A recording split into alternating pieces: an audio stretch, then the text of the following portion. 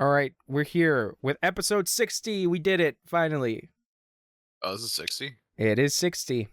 All right, we're going to stop at 69. Yeah. Yeah. Or we Yep. could keep going to the thousands and we can make it 69, 69. Oh, dude, that's smart. Yeah. I like Yeah. your idea better. There we go. How you been? What you been up to? Um, you Yeah. know,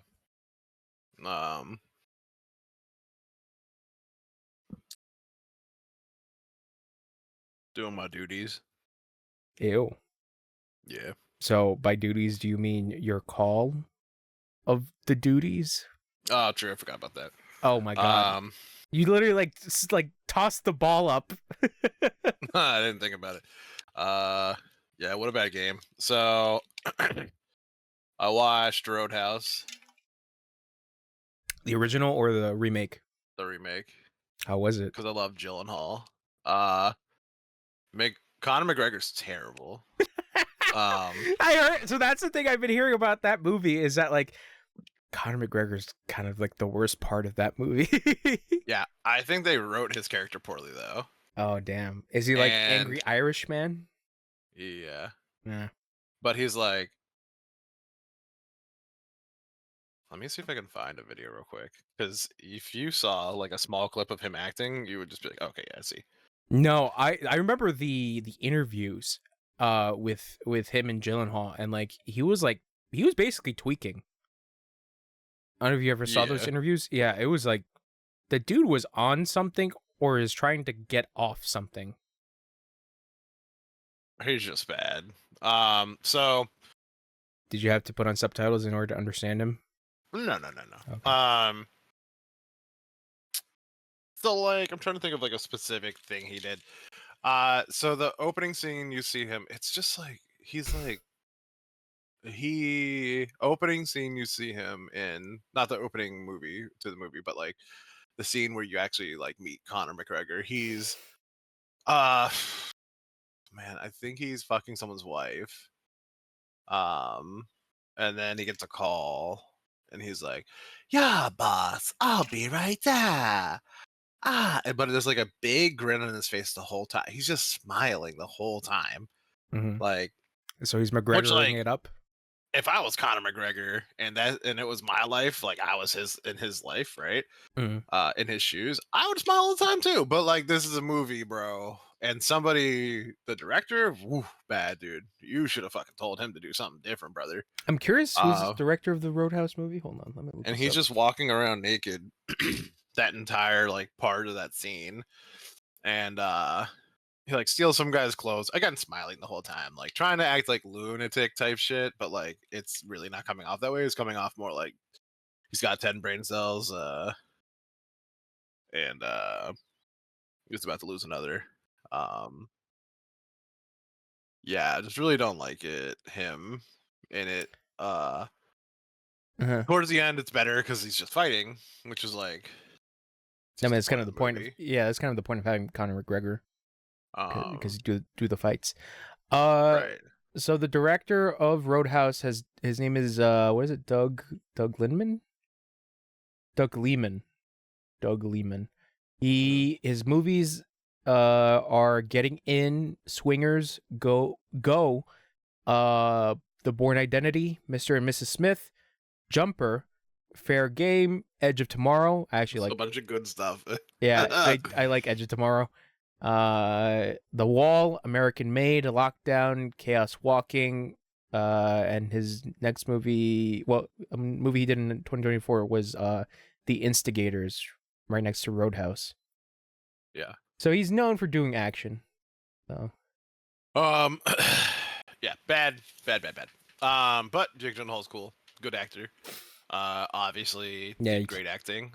You can't hate the Gyllenhaal. I don't know why this is gonna maybe come off rude, but oh no, now we can't have Jake Gyllenhaal as podcast member. When they put like foreign actors into things or people that don't speak English well, they come off as poorly done acting people. So the love interest for Gyllenhaal has such a barrier with English. That it like She bugged has the fuck out of me to watch her. she has a very thick accent. Not even the accent. Maybe it's the accent. I don't know. Like it just sounds like she can't speak English. Like she doesn't know what the word she's saying means. So maybe the accent. It's almost like a Gal Gadot effect, kind of. No, Gal Gadot's perfect in every way. No, I don't like Gal Gadot speaking. That's right. You got it from Chonch first. Chonch hates it when Oh women my God. speak. He hates Wonder Woman. I hate women. Women. No, not Wonder Woman. Women. You should watch it, and then you should come back with an opinion. I kind of want to see the original first, and then get like a comparison piece between. Yeah, I'm gonna go and watch it actually. Yeah, I'm gonna go watch the original. But that I will say again, Gyllenhaal. I don't think I've seen a movie where I'm like, I hate Gyllenhaal. I love him. I don't know why. I love. Yeah, I just think he's a really good fucking actor. Yeah, I mean, it's interesting to see where his like career has like gone into, because obviously when he was younger, he had that very like fresh-eyed dough-faced look, and then as he got older, it's like he started to get like, I don't know, like rugged. He did like action roles as well, and he does like pull them horror off. movie stuff too. Yeah, so like he's able to do rugged, he's able to do creepy, he's able to do fucking depressed, because I have to see that movie Demolition. I have to really see that movie. I haven't seen that. I'll check it out. Yeah, it's apparently depressing. Yeah, no, but I like Gyllenhaal. So I love Mysterio. Me too, dude. Dude, he was good as Mysterio, bro. No, he's great. I watched Oppenheimer. Finally, holy shit, what a good movie. Finally, I wish I would have watched it earlier. I have to watch it again, because like I don't know why, it's a long movie, and I think I was kind of like coming in and out of it because of how long it was taking. That's fair, yeah. But the points that like it tries to get across, it obviously hits, because it's like you do understand that this is it's telling its storytelling is non-linear, because of it going back and forth of like the black and white shit of like, okay, this is what happened when Oppenheimer talked to Edison. Not Edison, Jesus, Edison, Einstein, and and like the whole back and forth of him talking with like professors, or even his younger days where he tried to poison a teacher, like like shit like that of like, bro, when he did the poison shit, I was like, that's fucked up. No, what? No, why? Because is he that like, does he have that much vitriol in him? That much hate? There's a lot of stuff in that movie though that is not real. Yeah, I would assume it's mostly like just like dramatic purposes. Yeah. Like I had read something afterwards, or no, I'm sorry, not read. I watched a documentary afterwards. I don't know why I said read. I don't read. Watched the documentary afterwards about like the reality of what Oppenheimer, the movie, like not should have been, but like was missing or whatever, / like what Oppenheimer, the dude himself, like was all about. And like I guess maybe I missed out on part of it in the movie. Like I didn't know he was rich. Like he came from like a rich family. Yeah, because he went to like a private school, right? Or yeah, like he had like everything he wanted or needed. His parents like always gave him like the option to try something if he really wanted to, and like one of the things he wanted to try early on was like geology or something like that. And like he ends up like getting first prize in like some like adult ass contest or something. Yeah. And I was like, yeah, this is what happens when you like let kids actually like do their full potential to something they really fucking like. They just like go all in, you know? Yeah. Especially when they're educated early on. So anyways, it's just like there's some stuff in there. And maybe it's like the movie wasn't missing these things, but like they just didn't explain a lot of stuff here and there, I think. But the movie itself was very good. Yeah, because like I'm trying to think, like the movie doesn't really talk about Oppenheimer the person. Well, yes, it does. It tries to like bring in both elements of like Oppenheimer the person and then also the bomb. Like it, but obviously when the bomb becomes the main character, it's obviously like it's obvious. Like once after the testing is done, it's like, okay, the bomb is now the central focus of this movie now, and how the bomb affects the rest of humanity, and how it basically pushes Oppenheimer, our original like protagonist, off to the side because it's like it's not a it's a little bit about him, but now it's mostly about the bomb. Mm-hmm. Yeah, I have to watch that movie again. I did enjoy that. Um, Good yeah, no, movie. yeah, no, it is a good movie. Christopher Nolan knows what he's doing. He's a good director. Yeah. I also didn't know like that many scientists or physicists or wherever they fucking were Yeah. worked on that shit. It's a lot of people. Mhm. You know, and then like It was a the funny thing of collaboration. like the dude being like, there could be a hydrogen bomb, and like people were like, nah, you're fucking stupid. And then they made a hydrogen bomb. It's funny because like that's like human history in its entirety of just like the short sightedness Yeah. of like, yeah, let's build this thing, cool, and then the end of the movie of, or not, well, not even the end, but like, was it the intro where it's like I'm become death? Mm-hmm. Yeah, so it's like the short sightedness and then like the actual effect of reality that yeah Yeah. this shit That has yeah that woman having sex with him, and then her being like, read this, and he's like, yeah I am become death while he's I fucking her, and I'm like, this is awkward. yeah you were like, I don't like this part of the movie. I have I don't become like prude. women. I am become prude. Nah, she has some nice titties, but the Leave my wife out of this. what? Florence Oh, Pugh. sorry. Oh, that's your wifey, bro. Yeah, I love Yeah, my Florence bad. Pugh. Um, she played a real good communist that killed herself. Yeah, Spoilers. I forgot about I'm that. so sorry. Yeah, I forgot about that. All right, so the next movie Hmm. this is the last movie I watched. Oh boy, buddy, oh boy, oh boy, oh buddy. I found, because I do this all the time with TikTok now, where I find a movie through TikTok, through a scene that I'm like, oh, that's a great scene. I watched a movie called Palmer. Justin Timberlake is the star. Okay. You know a lot of shit about movies, so I just was like waiting for you to be like, oh, that movie. Oh, So sorry. there's Second take. Second take. I can edit this. okay. Okay. Fuck Jones. What? No, I love that movie. Palmer. So um so stupid. So Palmer is a movie about this guy, Justin Timberlake. I don't know. I guess his name's Palmer, right? I don't remember his first name, but that's his last name. Mm, And he gets out of jail. He had covered for a friend who is a policeman, and his father is like the police chief. mm. You don't really find out about that, and they don't really explain it much. You kind of just gleam it over like a moment they have. Or glean. And so Palmer, like the main story of this entire thing is really about him and this boy, who is very effeminate, um, that the grandmother of Palmer takes in. Mm. So Palmer comes out of jail, lives with his grandmother. The grandmother's taking care of this boy, who lives next door to them. And the mother is like super drug addict and never takes care of the kid and leaves all the time for like months or whatever. Yeah. So he takes care of the kid. The grandmother dies. Um, and there's this like the scene that I saw on TikTok that made me want to watch it was the kid comes in crying, which the kid has put makeup on before, but somebody smeared makeup all over his face and like made fun of him and shit. So he comes in running and crying, and Palmer's like, "What happened? Like, let me know. Like, who did this to you? You got to stand up to these kids that keep like fucking with you. You got to hit them back at some point. Like, Yeah. just do it."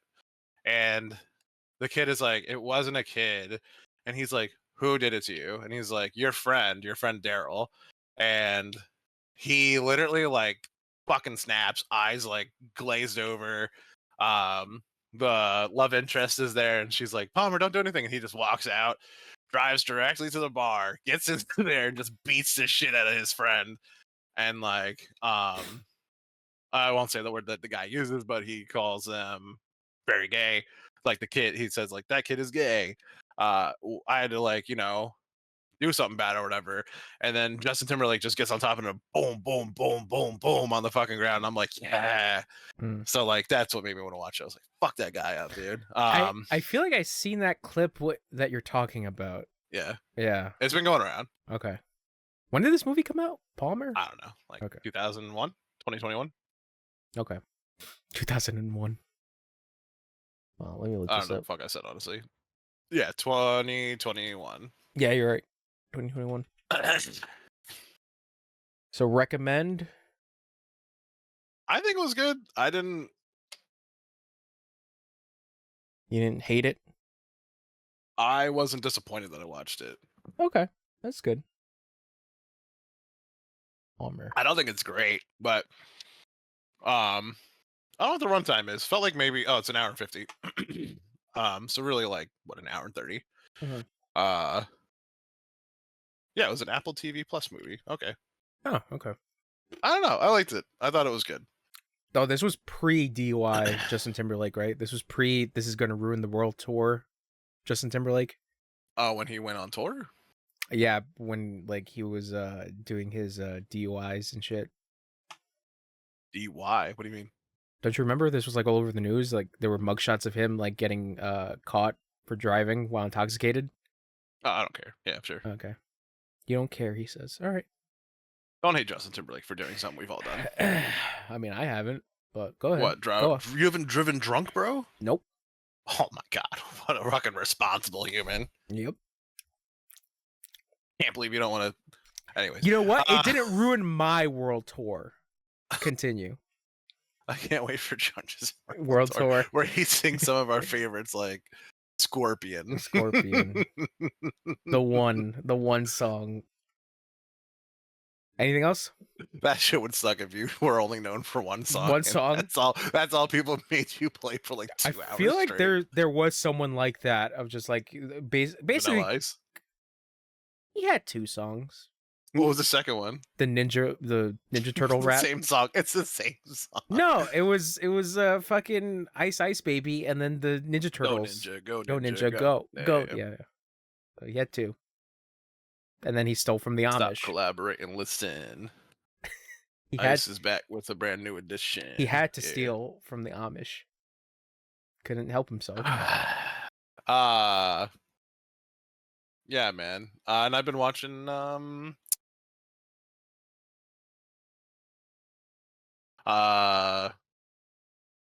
Psych. How far are you? Season 6, some shit. Season 7. God damn it! You're so far ahead. I skipped a bunch of episodes. I'm gonna go back and do this all again. Okay, because I finished like I'll fall asleep 1. watching it. Yeah. Oh, okay. Okay, because I just started season 2. I gotta pull this up real quick because this is something I wanted to season 2 say to you. I can't remember what made me laugh in this now. Something in Sean 2.0. It's a season 5, episode 8. Oh god. It's where he meets Declan. Do you remember Declan? I'm not gonna press too much on it, but he meets a guy that's like basically him.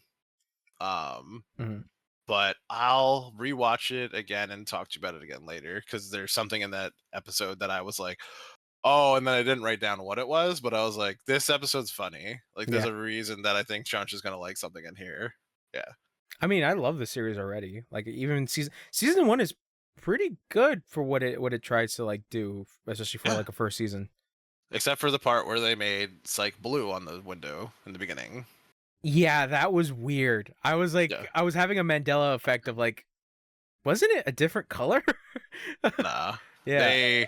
I think that maybe in like testing, they were like, somebody was like, I don't know about that color or something, maybe. Yeah. Or someone somewhere at some point obviously said no blue, green. Yeah. Because like it's obvious that they were gonna make it blue. Yeah. Because it was there. I think it was in the pilot episode, it was blue. And then there's a point where they break that window, by the way. Oh, so they switched it. So I don't know if they switch it then. Or No, because like in the first season, I think it was a different color, and then they changed it. it was following. blue. Yeah. I don't know if it was blue the entire first season though. I can't remember. No, it was not. It was not blue the entire first season. Because the pilot Yeah. episode, it was like blue, or a different color. But then like it shows it again, and it's like, oh, that's a different color. Because I noticed that. Because I'm like, I'm not crazy. Like I know that was a different color. It goes from blue to green. Yeah. Now it's a good show. I like season 1. I got to season 2. I got 2 episodes in. I think so far the episode that I enjoyed. I'm trying to think season 1 episodes. Hold on. Season 1. I'm glad that Lou Diamond Phillips came in Psych as an FBI man. Who is he? Lou Diamond Phillips. Okay.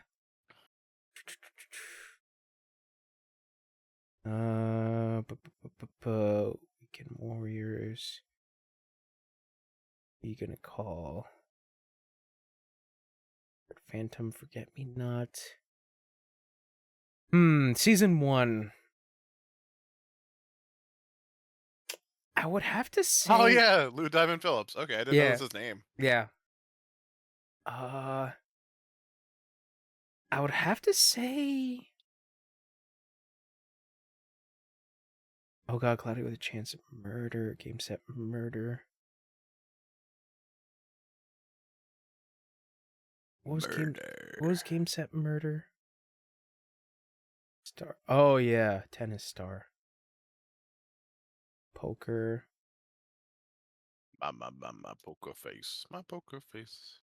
Cloudy with a Chance of Murder. Oh yeah, that's someone with the lawyer.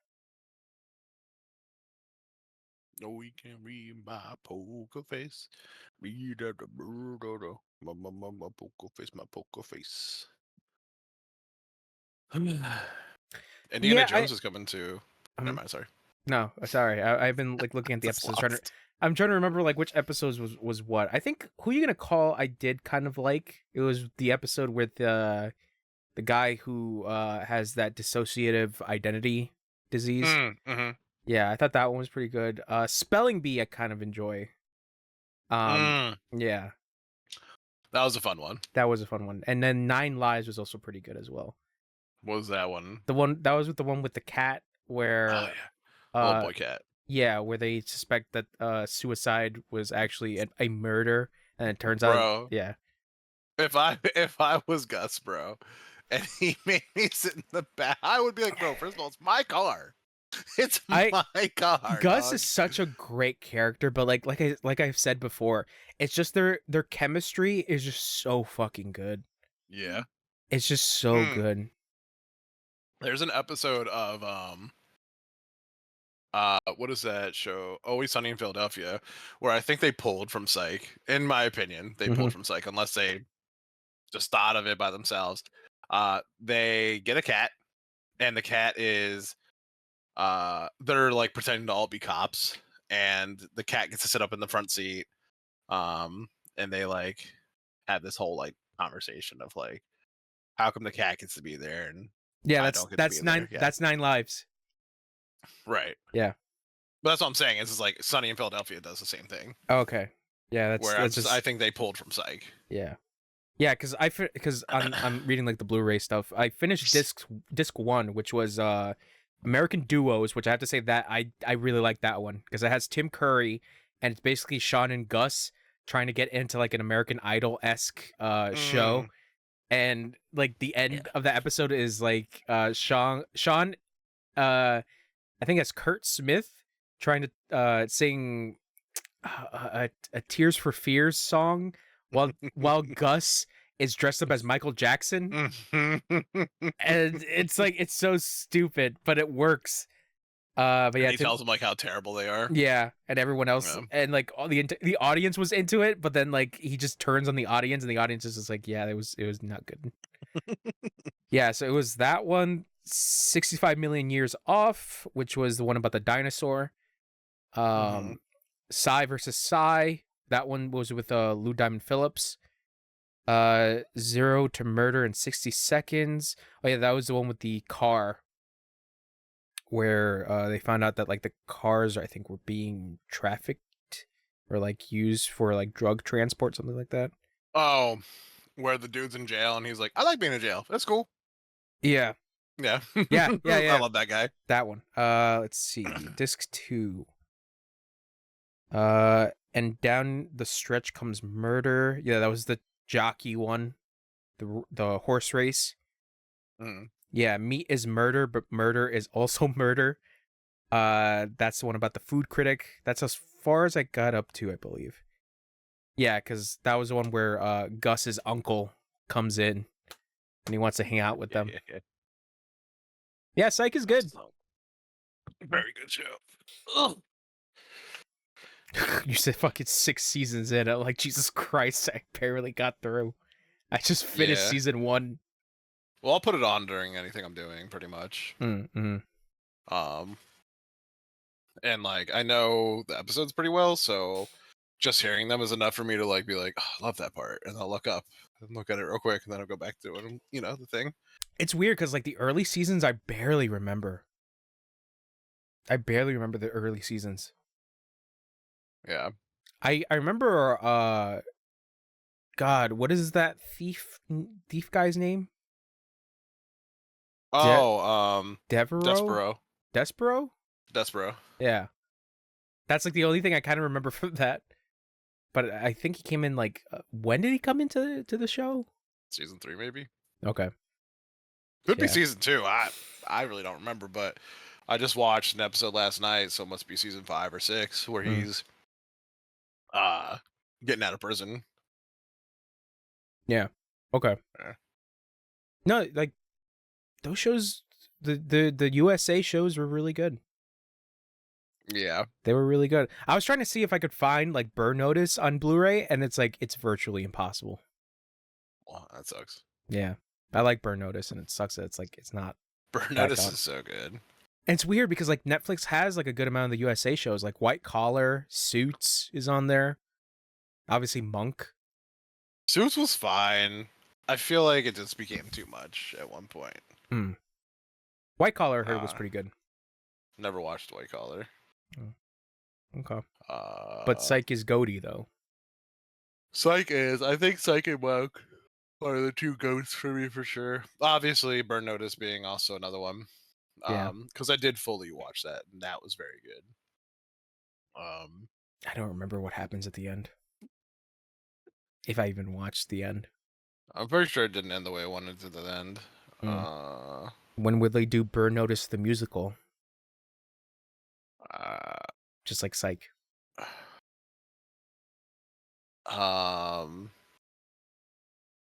Very good show. Mm-hmm. I don't think I watched anything else. I probably did, just don't remember. I started watching Ted Lasso again. Okay. Still a good show. Love it. Mm.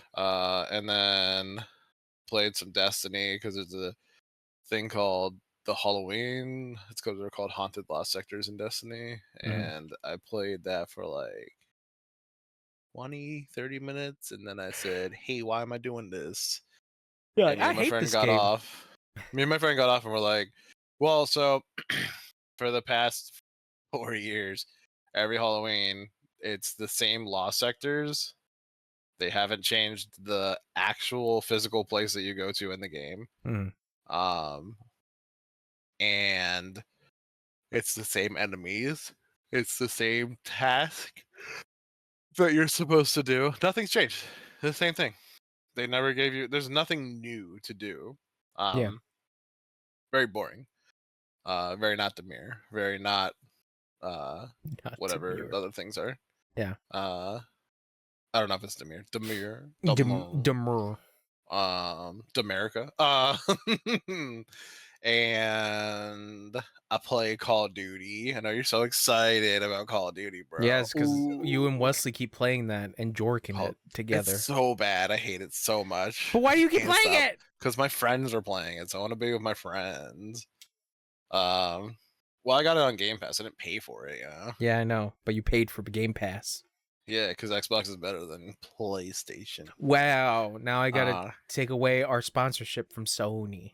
Oh, my bad. I love Sony. There we go. Sony peg me. Congratulations. Now we have Last of Us 3 and Spider-Man 4. If Last of Us 3 came out, people would be like, I can't believe the lesbians are killing more of my people. Oh, this game's gone woke. Fucking Woke. wokenese. Oh man. People hate stupid shit. The People hate the stupidest shit. Bro, that's I know we haven't even like talked about it. It's not part of the news, but like the shit around like Dragon Age Veilguard is like insane. Oh yeah, I don't even know what's happening with that. We'll have to talk about it. Yeah, we'll have to talk about it. Because is it an article or no? No, well, it's just like a social media thing that like is happening. It's a culture war that's still continuing.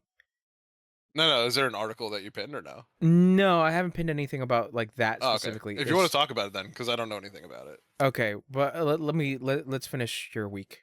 Okay. It's pretty much done. So yeah, zombies cool.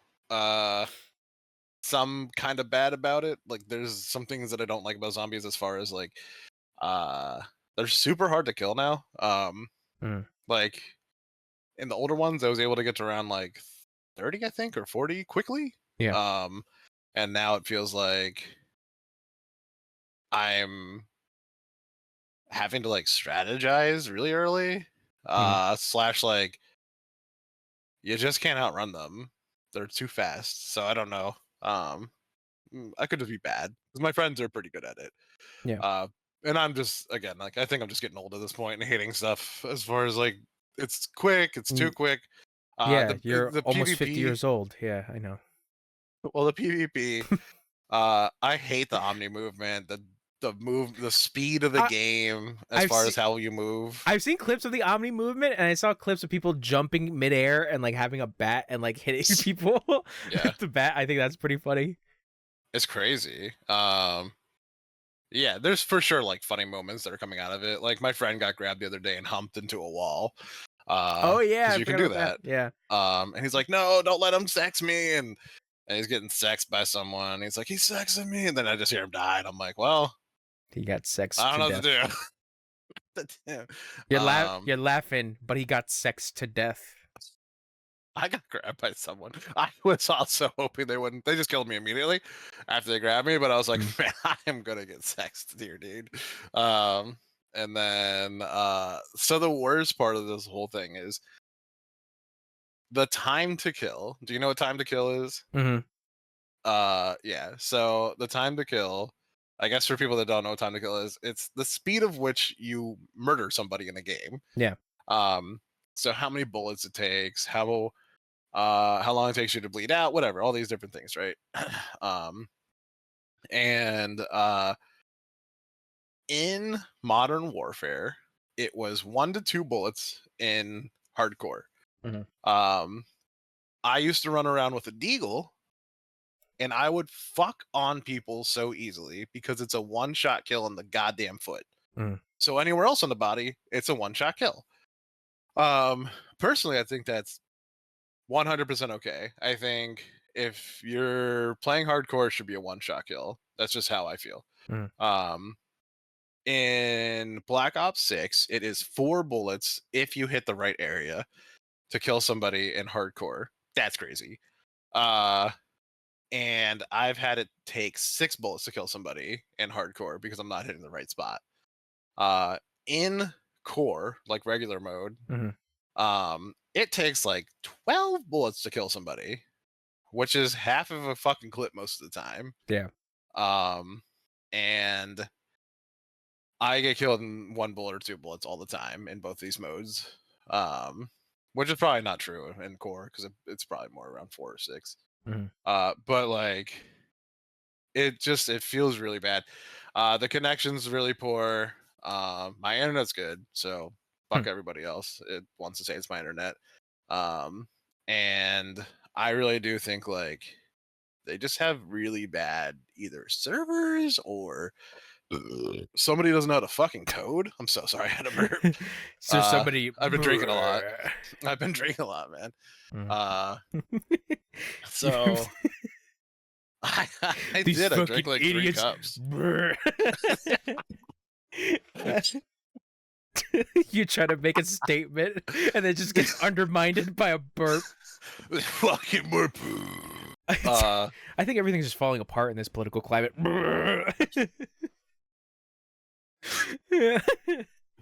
We should We should really build a wall around America. Yeah, a burp can really undermine a statement. Oh man. That's Call of Duty sucks, bro. Okay. Okay. Yeah. But So how is zombies? yeah, like I said, man, it's fine until it's not. It's really hard. Hmm. I still enjoy it, but I don't. And if it was, I don't want to say easier, but it's easier. I don't like what they did to zombies as far as zombies now have armor. Not every single zombie, but there are some zombies with armor, and you got to get through the armor and then kill them. And like by round 20, there's super zombies spawning, which are big armored zombies that you have to kill. Then there's these giant dogs that have like a boss health bar. And you have to get through that. Yeah. And those keep spawning, and they can stay from round to round. So really, you could just train. Like, I could just train shit over and over again, but like, it just like it's become so much more like work to play the game than it is to play the fucking game. Mhm. And like, fuck, that's boring. Like, they're making these games feel like you have to be a streamer that has nothing to do except for play this fucking game all day. That's just to tweaking have on fun. on camera, like those Yeah, movements. like Yeah, it's whenever somebody posts the clips of like, check out this sick ass fucking Black Ops like gameplay, and it's just them fucking tweaking on stream. It's just like, yeah. I think I'm just getting too old for this. Yeah, and it's cool. It is cool. Like, it's cool when these people pop off and do these cool things, but like, The movement speed. I also looks... just want to hang out with my fucking 4 friends that aren't gonna fucking pop the fuck off, bro. Like, yeah, my homie hit like a 6-piece the other day, or he had like my one friend actually got in a PvP game 112 kills the other day. Yeah, it's funny you mention that because like there was a video that I got like recommended by Russian Badger, where he went back to play Battlefield 2042, and basically the video itself is like a critique of the game, of the state of what the game is now, of just like, it's a good game now, but it's also not like, keep your expectations low because of the fact that like either it tries to differ itself from the older Battlefield games by trying to do like classes instead of like specific I forget what the word he used for it, but like how Battlefield originally was. And he also mentioned about like, if you really want to go at this game, the problem is that there's a server lottery, because there are people who are playing it, but like there are people who just like don't want to play the game, or just there to play it for playing its sake, and just don't care about like completing the actual match itself. So it's like you're damned if you do, you're damned if you don't. So it's like hearing this, because obviously Call of Duty currently is like the biggest thing in the world, and then like seeing what happened with like Battlefield, it's like, it's interesting to hear that, like, I don't know, just like where those two differ, even though they are doing kind of the same thing, especially at a competitive point. How's the campaign? Have you tried the campaign for Black Ops? Nah, I'm about to probably play it after this. Okay. I still want to play through a Cold War's campaign. It's okay. Okay. Hate. I mean, you'll probably like it. We have a difference of opinions. That is true. Fucking weirdo playing weird stuff. My friend asked me the other day if Alan Wake is good, and I was like, yeah, it's a good game. He's like, you played? I was like, yeah, I played. I didn't play the second one. I played the first one. And he's like, yeah, man, so it's like a detective game? I'm like, not really. No. And he's like, what do you mean? He's like, it looks like a detective game. I'm like, it's a horror game. And he's like, huh? Oh, I don't want to play it then. And I'm like, oh yeah, good. You mentioned that you have a friend that's too scared to play Alan Wake. Oh no, that's another friend. Oh, a different another friend. That one friend that's scared of it is specifically he won't play horror games. This one literally just doesn't want to play it because he's like, oh, I wanted a detective game. I was like, you kind of do some detecting, but you're not like solving things. I would say 2 is more detective-y because obviously you're playing an FBI agent. So Right. yeah. So he was just like completely like, I don't care anymore. And I was like, don't let that deter you. Like, go play it. uh, just had me laughing because Yeah, because it's Alan like, Wake. yeah, I guess you No, saw you like should. 5 seconds of somebody being a detective and then like didn't see the horrible monsters that are actually in this Yeah, I game. was about to say, did you progress further down the watching of seeing all these fucking shadow monsters that appear? I like read a piece of paper. Oh, by the way, when you were reading that thing the other day and it was like the darkness, dark, Dark, dark, the dark. dark, dark, dark. God, I love the writing in that That game. shit had me cracking the fuck up. The writing in that game is so fucking good. I have to talk about that, but like once I get to my week. Yeah, I'm good. I'm done. I don't have Done, anything else to say. done. Okay. Yeah. I guess Chonch week. I didn't really like do as much as I thought I did, even though it's been like 2 weeks, a little bit Mm. more. But I guess for books, I finished the first act of the Horus Heresy. Um, it was good. I really dug what it tries to convey to the lore of Warhammer and trying to science fiction-fy what demons are in that universe, which I was like, that's a really interesting concept. Basically, at the end of the first act, there's a whole thing that happens where the cool super marines, the space marine guys, show up to like this got like this place of worship, and weird shit starts happening where one of their captains starts to go crazy and he starts to kill a bunch of the soldiers. So your main character guy kills that captain, but then weird shit happens where the captain starts to form into like this monster, and he starts going on a rampage in which your main character guy has to kill him again. So after that whole ordeal, your main character talks to his superior, and he's like, I don't understand what the fuck just happened. How does that even, is there any explanation for that? How does a human being go from a super soldier to a fucking crazy nightmare creature? And basically his superior is like, okay, I'm gonna tell you something that only we higher ups know, that can kind of help you out and kind of like mentalizing what exactly you're going to find out there. Because look, in this world, demons, ghosts, and like all this supernatural shit don't exist. Like there's an explanation for it. And basically there is a phenomena that happens in space that warps people's bodies and transforms them into that. It's basically an alien thing that warps them. And it's just like, what? like there's a really interesting like idea behind it. I don't know if like that's gonna be like true for the rest of the actual lore shit, but overall I am really enjoying the book. I like all the interesting parts of your main character's mindset of like being this hardened soldier, but at the same time realizing the things that he's doing is like he's kind of having that self-actualization of just like, are we the baddies? Are we doing bad shit to people who are just innocent and just caught in the crosshairs? But yeah, no, I dig it. I dig the Warhammer shit, the Horus Heresy. So yeah, so reading through the book, I'll probably finish it maybe in like 2 to 3 weeks if I continue at it.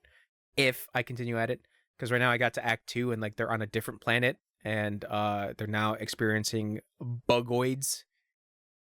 So that should be interesting. Bugoids. Boy, you bugging. As for video games, I've been going back and forth with like replaying some stuff. So I've been going back to old games. The only game that I would say I completed on my own time was this game called Ys, Y-S, Chapter 2. I played Chapter 1, which I couldn't believe last year I beat it. And I remember starting Chapter 2 like right after, and then I just never went back to it. So I beat it like now, so like a year later. Ys is such an interesting series because it is still continuing. Like it just came out with its 10th game.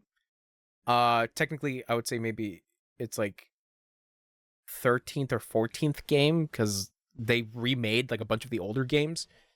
But Ys Chapter 2, Ys Chapter 1 and Chapter 2 got like put into a package for the PSP called the Yeast Chronicles. And like I said, it's on PC. I played it. It's good. It has a very interesting combat system where it's like they call it the bump system, where essentially it's like you just like kind of have to go at enemies at a specific angle and kind of like touch them, basically bump into them, and that's how you do damage. It was good. It's a very straightforward like story with RPG, but it being linear, not really, because there were moments where I had to look up a guide to be like, I'm lost. I have no idea where I'm going.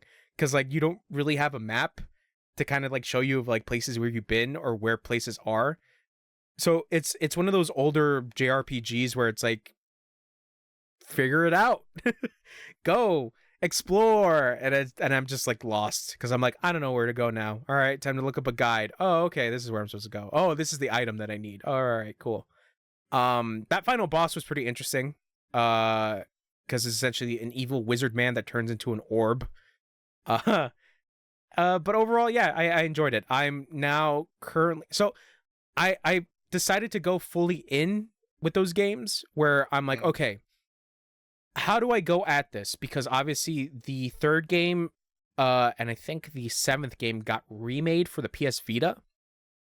But I would like to see the progression in combat and seeing how the mechanics change over time. So I thought about this of whether or not going at the game through like story order, obviously 1, 2, and 3, etc., or going through release dates. So first 2 games, and then it skips to 6, and then to 3, because that's the release order. So I was like, you know what? I'll go with release order, because the neat part is that like most of the stories are kind of like they're kind of like contained stories, almost like Final Fantasy. But obviously the only thing is that your main character is the main character for like all the games. So it's basically his journey across like the world that he's in. So 6 I started. And 6 is interesting because it's like it feels very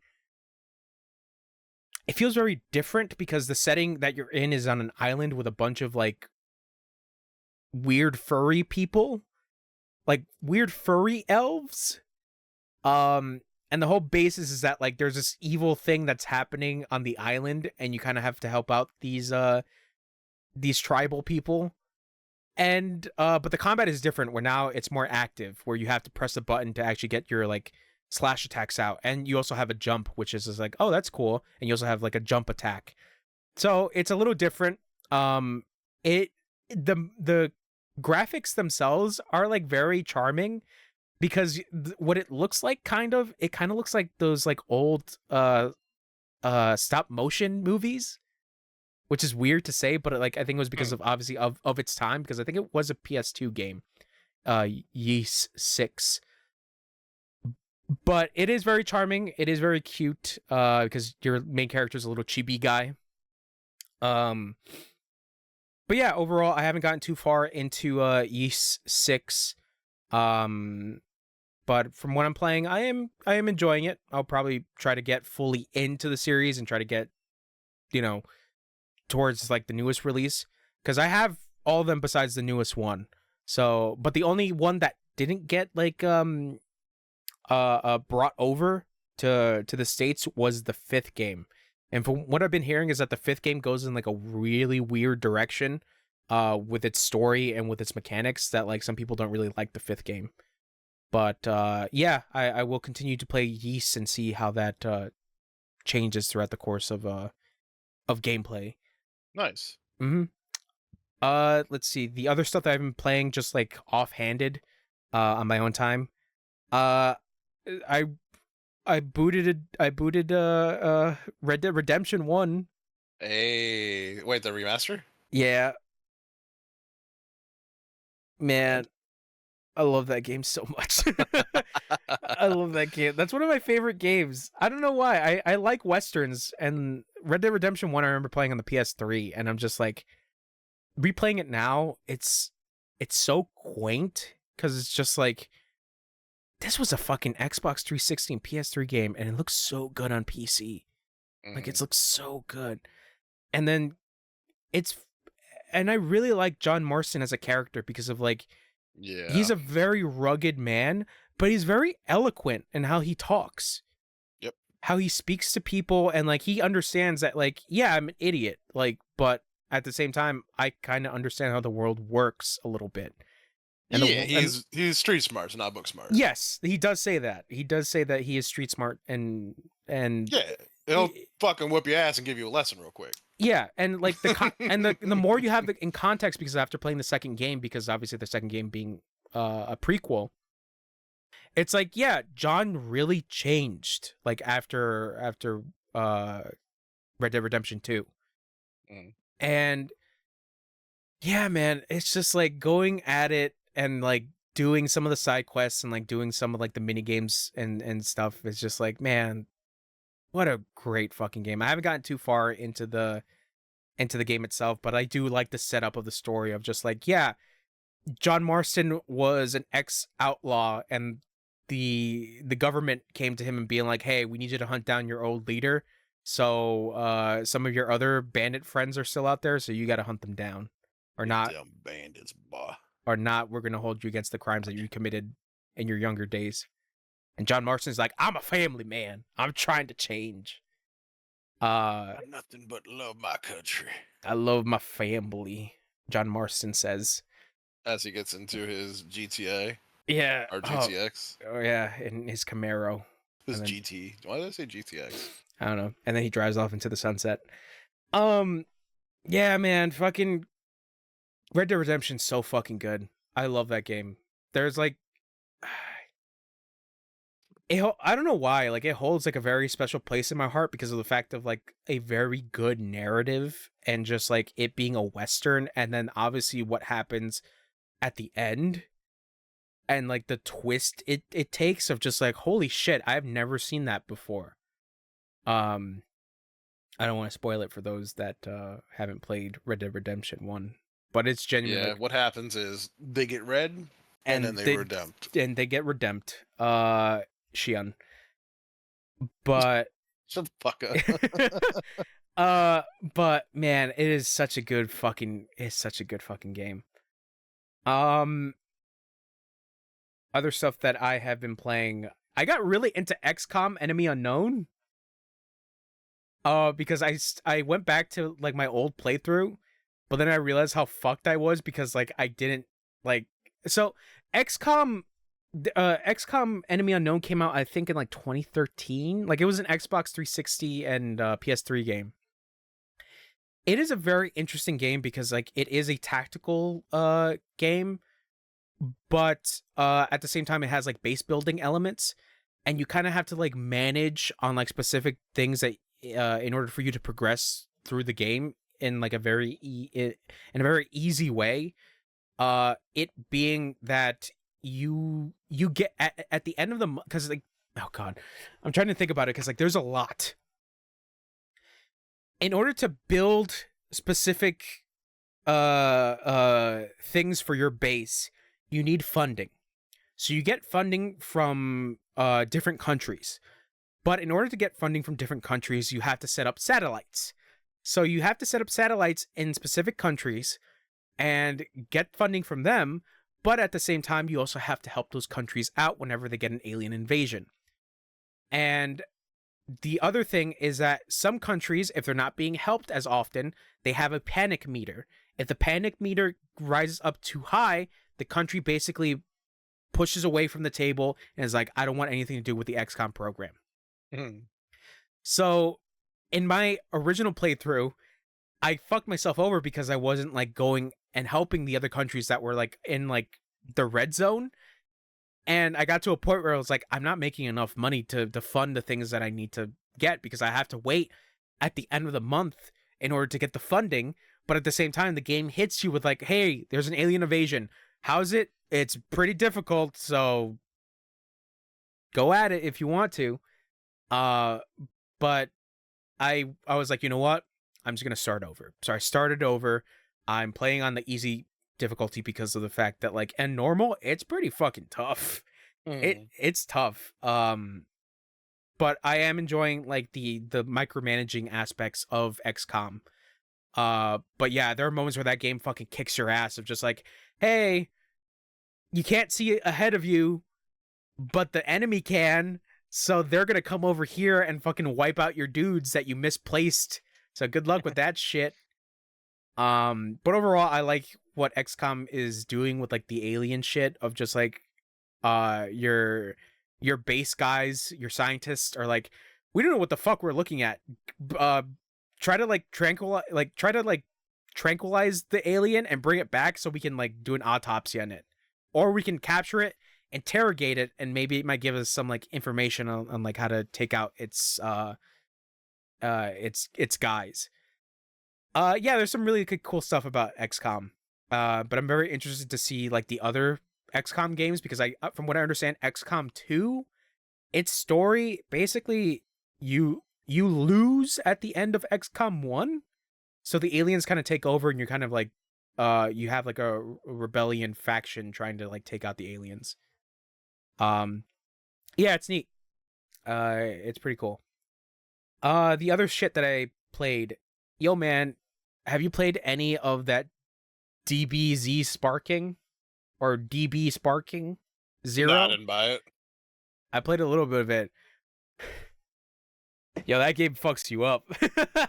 Wesley was not good, right? Wesley was not wrong. Yeah, it's pretty good. But I was not expecting the game to be so like mechanically active because that game is very defensive. I was surprised to see how many like buttons it takes to do specific defensive mechanics of like vanishing, parrying, dodging, like a bunch of shit, which is and like countering enemies because like your enemies can counter you and you can counter them back, so you can do a recounter. Like it's crazy shit like that.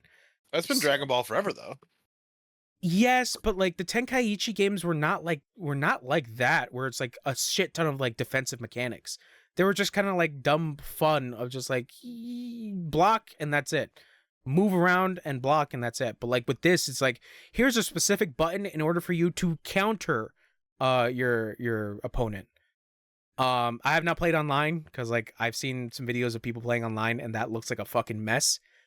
But I have played through the story. Yeah, that story does not fuck around, especially if you're going at it with like a normal difficulty. That story is just like you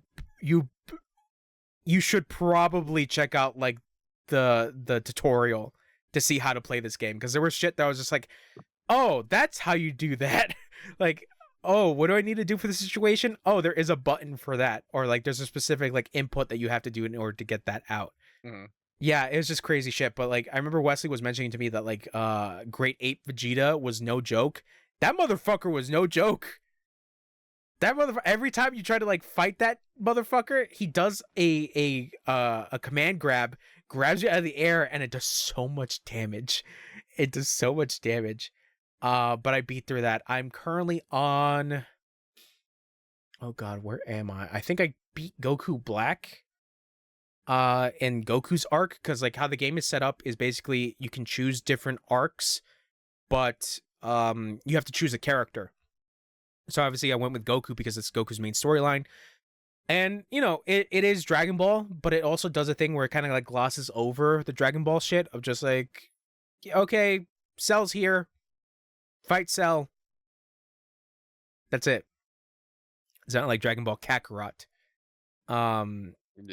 Yeah. But overall, I am liking Sparking Zero. I think it's pretty fun. And visually it is very impressive. I like the translation of the 3D and 2D, like what they try to do with the cell shading specifically. Like it looks really good. But yeah, Cell's man, a good character. Cell shading. But yeah, I had a really fun time. I'm probably gonna play through it a little bit more with the story stuff. And yeah, man, I was not expecting that game to have like so many like mechanics of just like being on the defensive. It's wild. What else? Other stuff that I played. I played a little bit more of Ghost of Tsushima. I started the Shadows of the Damned remastered. You ever play Shadows of the Damned? Mm-mm. It's pretty good. Um, it's basically Suda51 and Shinji Mikami coming together to make a really dumb game. But overall, it's a good third-person shooter. I enjoyed because I played it like I want to say 2 years ago, and I liked it. So I was interested to see how this remaster would be, and so far it's pretty good. I'm only like in like the second chapter. You said they came together? Yeah, Shinji Mikami and Suda51, they came together. Hmm. Yeah, yeah, Simultaneously? yeah, at the same time. Don't worry, Shadows of the Damned has a lot of dick jokes, so Oh, really? Okay. yeah, it's up your alley. Fuck you. What other shit? What other You're shit? an alley. Got him. What other shit have I been up to? Playing through The Last of Us Part 1 on PC, on Grounded. Really? On Grounded. Yeah, why not? Why do you hate The Last the of Us? remaster? Yeah, on PC. No, the first one's great. Yeah. First one's great. I didn't play the second one. Okay. Yeah, did you get it on the deal or no? Because they just had a sale for it. No, I got it like a while ago. Okay. Yeah. You think it's worth buying? I don't know if I would replay it actually. I mean, if you haven't played it, Does it look that good? It looks pretty good. All right. Yeah, maybe. I mean, well, you don't have a PS5 anymore, right? No, but I have my sexy PC. Yeah, no, it looks good. You just have to let the shaders compile. That's like the biggest part. Yeah, it's like fucking every game. Yeah. Yeah. They'll be doing that now. Because like visually, it does look pretty good. It's actually kind of impressive of like, you know, the whole reworking of like the models. But no, overall, I mean, I Last of Us is also one of the games I really do like. It was one of my favorite games on the PS3. So right next to Uncharted 2 specifically. Uncharted's so good. I gotta go back and play Uncharted 2. Uncharted Uno, Dos, Tres, and 4 is good. 4 is good. All of them are good. Even the Lost Legacy. Yep. Yeah, that was actually really good. I enjoyed playing Chloe with her British accent. And other woman that I forgot her name. Naomi? Yep. You actually might be right. I think you might be right. But anyways, Last of Us. Yeah, Last of Us I like, but I'm playing on Grounded because I never played that difficulty before. And yeah, it does not. Is Grounded the hardest? Yeah, Grounded is the hardest, where you don't have like the Joel vision where you can like see through walls with like enemies. Okay. You don't have that. You don't know what your health is at either. And like the game doesn't tell you tutorials or gives you prompts is also another thing. I think you can kind of like customize it to like tell you specific things. I think you can yellow ladder. I have no idea how to climb a yellow ladder. No. It doesn't give you prompts for like knowing when you're in the vicinity of an enemy to like take out stealthily. Yeah, so, I gotcha. Like, yeah. So there's little things like that, but I have to see what like things you can customize for the difficulty. Other thing that I've been playing, I played a little bit more of Tetris Effect. You ever played Tetris Effect? Oh wow. No, I found out about it from a friend. It's good. If you like music and you like Tetris, it's a good combo. I'm really surprised how well it works. Can't believe a nerd enjoys Tetris. Oh man, I love it when the game tells me you got a Tetris, and I'm like, yeah, you are Tetris. I've become Tetris. I have become Tetris.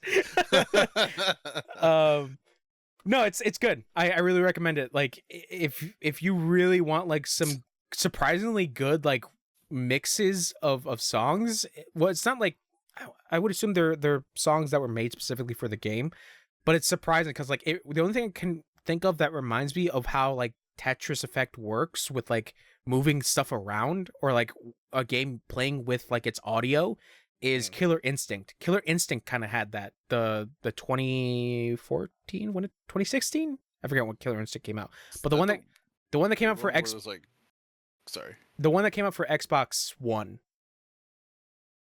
that fighting game. Oh, Killer Instinct is a fighting game? Yeah. I guess I never played Killer Instinct.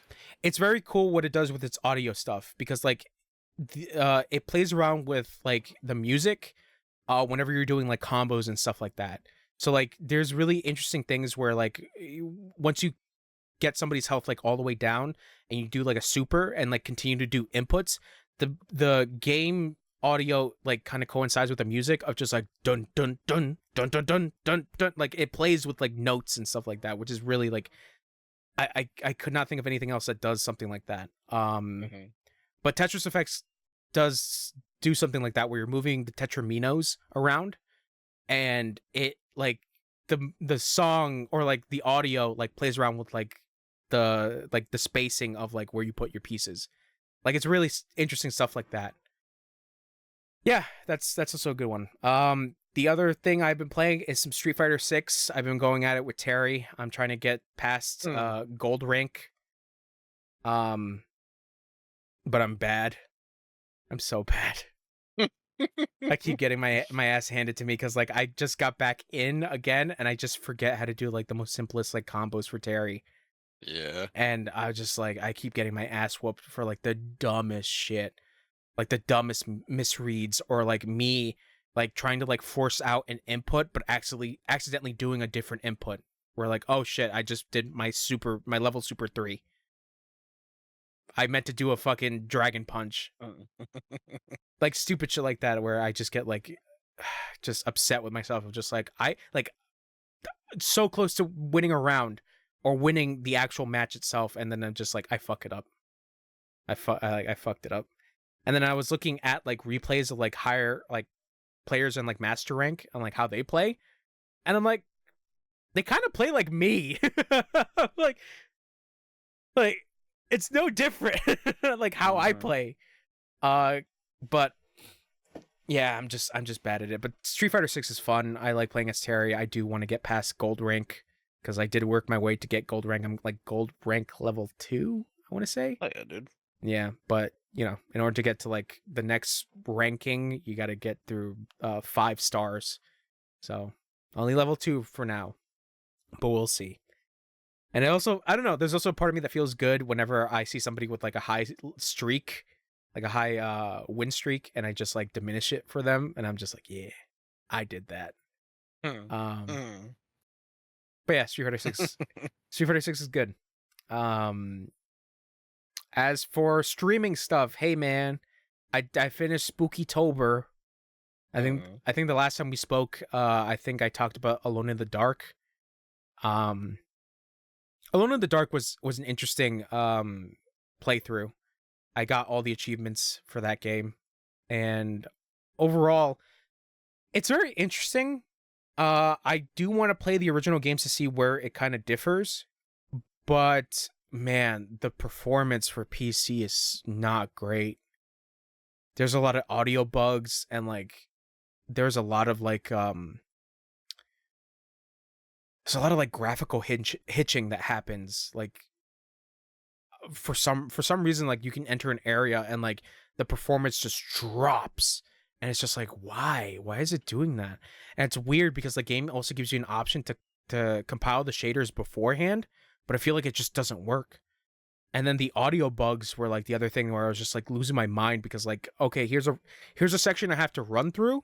There's enemies behind me that like are trying to chase me down and they're yelling and screeching, but the audio just like fucking like is sporadic to the point where it's just like it hurts your ears and it's just like no, that's it's bad.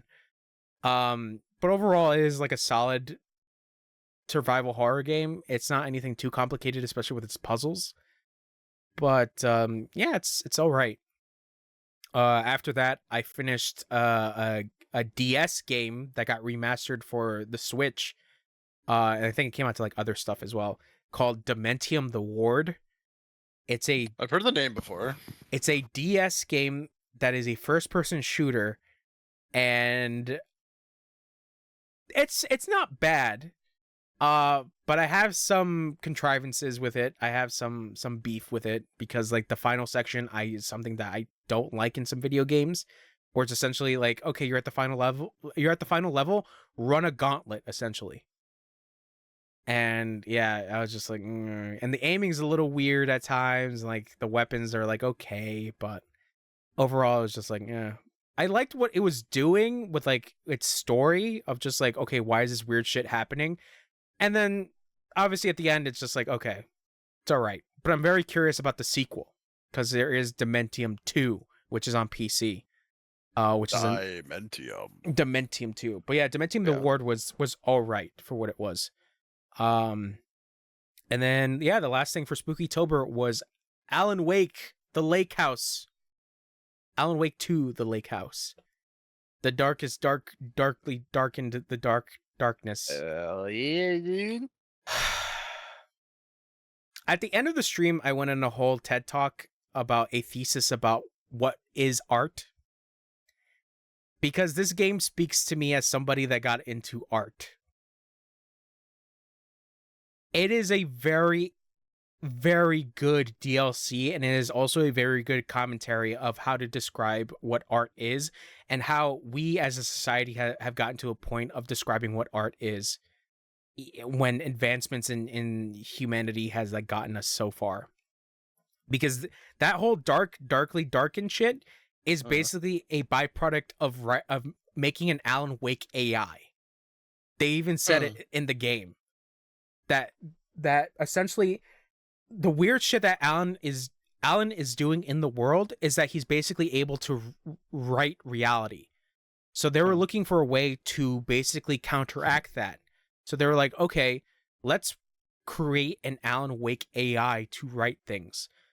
And basically the notes that you find are like the testing of the AI of like what it's trying to write. So they would tweak it and try to see, okay, what can we go from there? Because there's like examples of like, okay, the AI is trying to write something, but it's not comprehensive. The AI is trying to write something again, but its tone doesn't feel right. It doesn't feel like Alan. And then the other thing is that like the AI can write a kind of cohesive story, but its verbiage is weird. So it's getting everything in like really like almost muddled.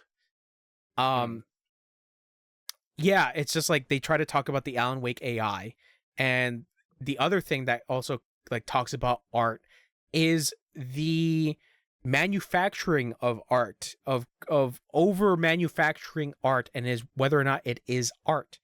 Because the other side story, well, not even the side story, the thing that you're mainly dealing with is weird painted monsters and how they fit into the story, and is basically because this other guy that has kind of like the weird abilities like Alan Wake is able to construct things from paintings.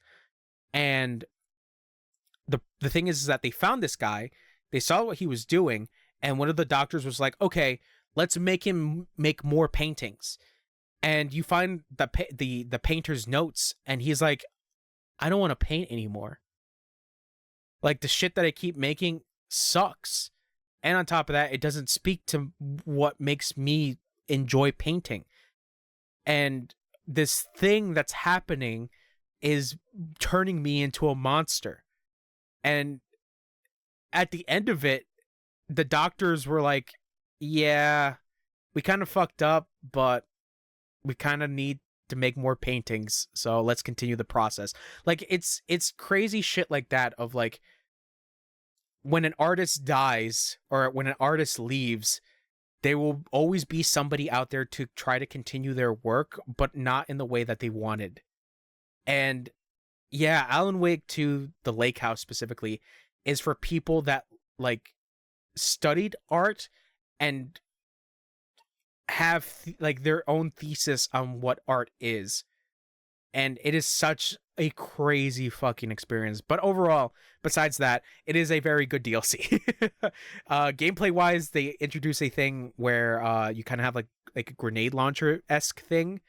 But the really cool part is basically there is a little thing that I found towards the end. I kind of did it on my own time, where it's basically a teaser for Control 2. So I'm looking forward to Control 2 whenever that happens. But yeah, it's a very good DLC. It's a good chunk. It's like a good like 2 hours. But the notes that you find are like really funny, or like they're really interesting because it's obviously like very Control like, because Control had like really good like notes that you would find if you played Control. No. No. I've seen gameplay. Okay. I would still recommend it. Like I said, it Control is a very good game. But the notes that you find are, I think a lot of people would say, are the highlights of Control, in which are like just the writing for them is like really, really interesting and weird. But yeah, the Lake House does that, where it's like the notes that you find are like really weird, but they're really interesting, and like even the videos that you find kind of explaining what the fuck happened here is also really interesting. And basically it's like these two idiot scientists could not agree with one another, and they were trying to undermine each other, so at the end they just fucked each other over. And yeah, it's good. It's very good. But yeah, what am I currently playing on stream now that Spookytober is over? Yo, I started up that Metaphor. Oh yeah, It's good. Games is liking it. I like it. At the beginning it didn't really get me, but now it's gotten me. It's gotten me now. And the music, holy shit, the music's really good. Yeah, I would still have to play through a little bit more, but I'm only like 5 hours in. And yeah, so far, really good. Really, really good. Mm. I've heard Uh, it's very, very, very, very, very good. it's very, very good. Very good. Very, very. So yeah, that's video games. Did I talk about movies? I don't think I did. Mm-mm. Okay. As for stuff that I watched, I didn't really watch that much. I've been kind of binge watching a couple shows. Obviously, Psych is one of them. Mhm. But have you ever watched What We Do in the Shadows? No. Oh my god. It's really funny. It's really, really good. I watched the movie like years ago. It was a movie directed by Taika Waititi. Do you remember Taika Waititi? I remember talking about him. I don't remember specifically. Thor Ragnarok. Yeah, yeah. I like Thor Ragnarok. So Taika Waititi is known for doing mostly like comedy stuff. Jojo Rabbit is also another one. Such a good movie. Yeah, so Jojo Rabbit is another one. So he did a movie in his early days called What We Do in the Shadows. And basically its premise is a mockumentary on vampires. Yeah. And it's very funny. Because like you're introduced to four vampire characters, and Taika Waititi is one of the characters, but like they're all like New Zealand actors, and they try to do like different European-esque vampires with like European-esque accents, but obviously the New Zealand accent like kind of like comes out at times, which is like the hilarious part.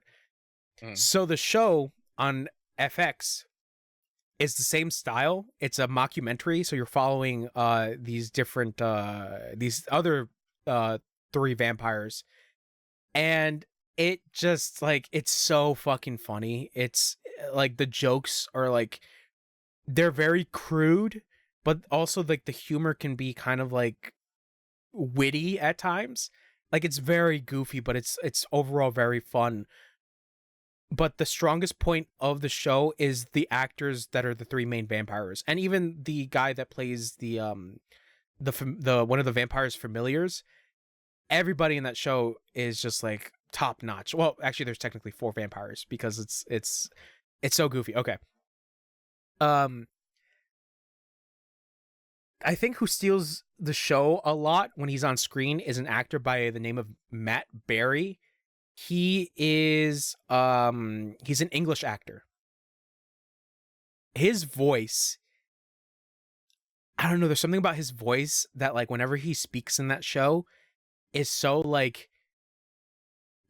like there's so much bombacity to it, and it's like the cadence that he tries to talk is like there's something about it that like I just like it when he talks, because it's very funny of like how he tries to pronounce specific things in a very eloquent way.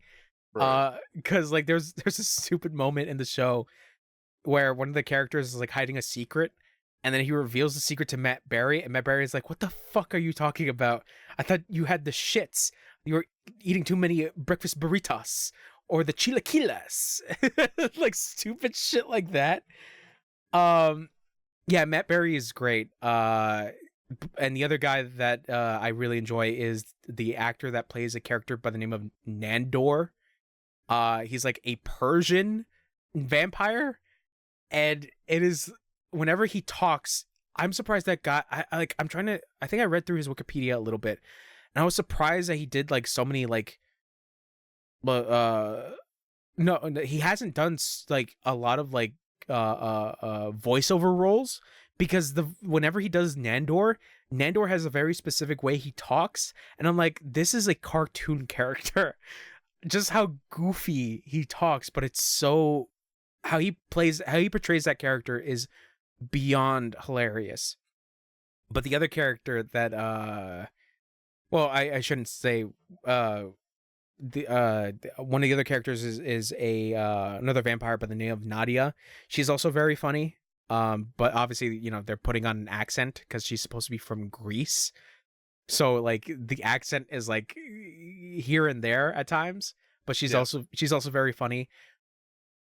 So when I mentioned that there are 4 vampires, there is one vampire that I was not expecting. So the 3 vampires that you follow, Nadia, Laszlo, played by Matt Berry, and Nandor, they are just like the regular run-of-the-mill vampires. We're like, you know, what you know of vampires. Mm. The 4th vampire is just a regular guy, but looks like a regular guy by the name of Colin Robinson. And you meet him and you're like, he's a vampire? And the show kind of explains that, oh, there are different variations of vampires. Colin Robinson is an energy vampire. What does that mean? You ever deal with a coworker that was exhausting to talk to?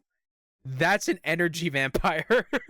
And that's what Colin Robinson is. He talks to people, tries to get like an emotion out of them, or like tries to get like some kind of like thing from them, tries to rile them up essentially. So he would do annoying things on purpose to get something from people. So there's a hilarious episode where he meets another energy vampire, but then he realizes, oh, she's not an energy vampire. She's an emotional vampire, where she feeds on other people's emotions. It's like the funniest shit of just like of Colin Robinson, of just like him trying to do like annoying shit to annoy people, but he knows what he's doing because like he's very deliberate with the things. And it's funny too whenever he interacts with like the other vampires, because like they can't do anything against him because they can also be drained by him, which is the hilarious part. Give him the suck. Yeah, it's a very good show. I'm on season 5 right now, and it is hilarious. It is so fucking funny. I really recommend it if you have the chance to watch. I'll probably check it out. It sounds like the funniest part of that is the fucking energy vampire now. It is, that's hilarious. I was like, oh my god, that is so smart. I was just like, I was gonna say that's such a good idea. Yeah, it's very smart. So like every episode kind of like deals with like very specific things. There's also like, oh, here's a specific monster you probably have like heard about. Like, here's an episode about that. But it is done in a mockumentary style, and it's like it's funny whenever like the characters try to like interact with like the camera crew, or like they try to like say what's on their mind, or like having interviews of just like, I don't know what the fuck is happening. Like, I don't care. Like, I'm a vampire. I don't give a shit about that. Yeah, it's a very very good show. It's very well written. Other stuff that I've been watching, Abbott Elementary. That's also a very good show as well. It's very enjoyable. It's very funny. Shows. Psych. What We Do in the Shadows. I think that's it for shows. In the shadows. As for movies, I watched the original Texas Chainsaw Massacre. Mm-hmm. It's pretty good. Pretty good. I'm surprised that movie got released like worldwide or nationally, because it's a very weird and gritty and gross looking movie, but it's surprisingly not super gory, especially for a like late 70s movie. It's not like super gory. But what was funny was that like I was looking up like stuff about Tobe Hooper, the director, and what he was trying to portray in the movie. And he was trying to portray a dark comedy, which I'm like, you don't get that at all from the movie. But maybe if you go at it with that specific mindset, maybe you might have a different perspective on it. But yeah, like it's surprising to see that like Leatherface becoming a horror icon. And to be fair, it does work because of it being a dude wearing other people's skin on his face. Like that does work. So with that, I started watching the Texas Chainsaw Massacre 2. That is some cartoon 80s bullshit. It is crazy the tone shift in the second movie. That is dark comedy. Yeah. But yeah, that I haven't finished it, but yeah, the first like 20 minutes is just the goofiest cartoon bullshit ever. But that is actually more gory than the first movie because the 80s. Other shit that I've seen, I've finished The Hobbit Extended Edition, the first movie. Mm-hmm. I just like Lord of the Rings. That's all I can say. I hate Lord of the Rings. I know. And the other thing that I missed out, unfortunately, I missed out on the on most of the Criterion Collection Halloween stuff. So they had some good Halloween shit on there. There was a movie called Witches, which is I think it was Witches. Witches. It's like a 1980s movie, I think. I think I watched a little bit of it. I really dug it, but then they took it off the Criterion Collection channel. What do you mean? But was it? Oh, they had David Cronenberg stuff. They still kind of have it up on there. So I watched Cronenberg's The Brood. You ever watched a David Cronenberg movie? I don't know. You ever watched The Fly? Nope. With Jeff Goldblum? No. Scanners? Nope. Lawnmower Man? Yep. Okay. There you go. Have you? Really? I've really watched Lawnmower Man. I used to be afraid of it when I was a kid. Okay, so yeah, that's Cronenberg. I guess to sum up what Cronenberg does in his movies most of the time is body horror. He's known for that. And The Brood He didn't do Cube, did he? No. Cube, I think, was done by Paul W.S. Anderson, the director of the Resident Evil movies. Hold on, let me look this up. Cube.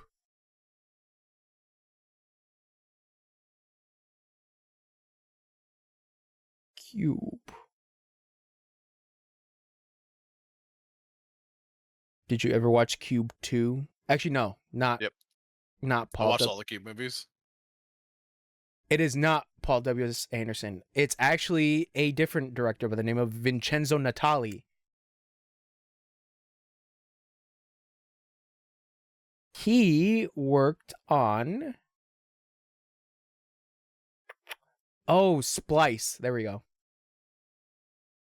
You ever watch Splice? That was with like Adrian Brody.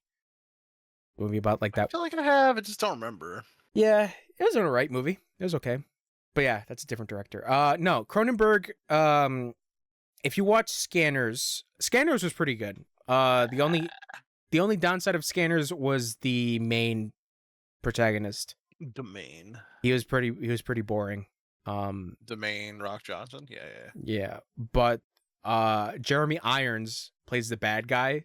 And he's really good in that movie because he's like really evil. Yeah, Scanners is pretty good. But I watched The Brood. Oh, I mean, The Fly is also like one of like Cronenberg's biggest work. It obviously it's a remake of like a 1950s movie, but like it becomes super body horror because you see Jeff Goldblum to basically turn into a fly. The Brundle Fly. But The Brood was really interesting. I really dug it. Um, because like the whole mystery of the movie was just like, what the fuck is happening? Essentially, uh, these weird little like mutants, or like these weird little creatures that look like children, start killing people for some reason.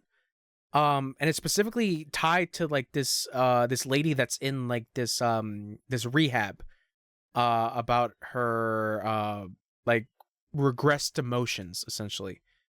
So the mystery, you're following along her with her husband, because he's trying to figure out like the deaths of his in-laws, because for some reason they've been killed, and he's trying to gain custody rights and trying to divorce his wife because of the fact that like he believes that his wife is physically abusing their daughter. So you're along with this guy on his journey to figure out what the fuck is going on. While at the same time, you're kind of shifting to the wife in her rehab, interacting with her psychologist or therapist, technically, where he has like this weird method that he does, where he gets like his patients in like a deep trance, and like kind of role plays with them as like either acting as their mother, father, or some kind of like person that's like very important in their lives.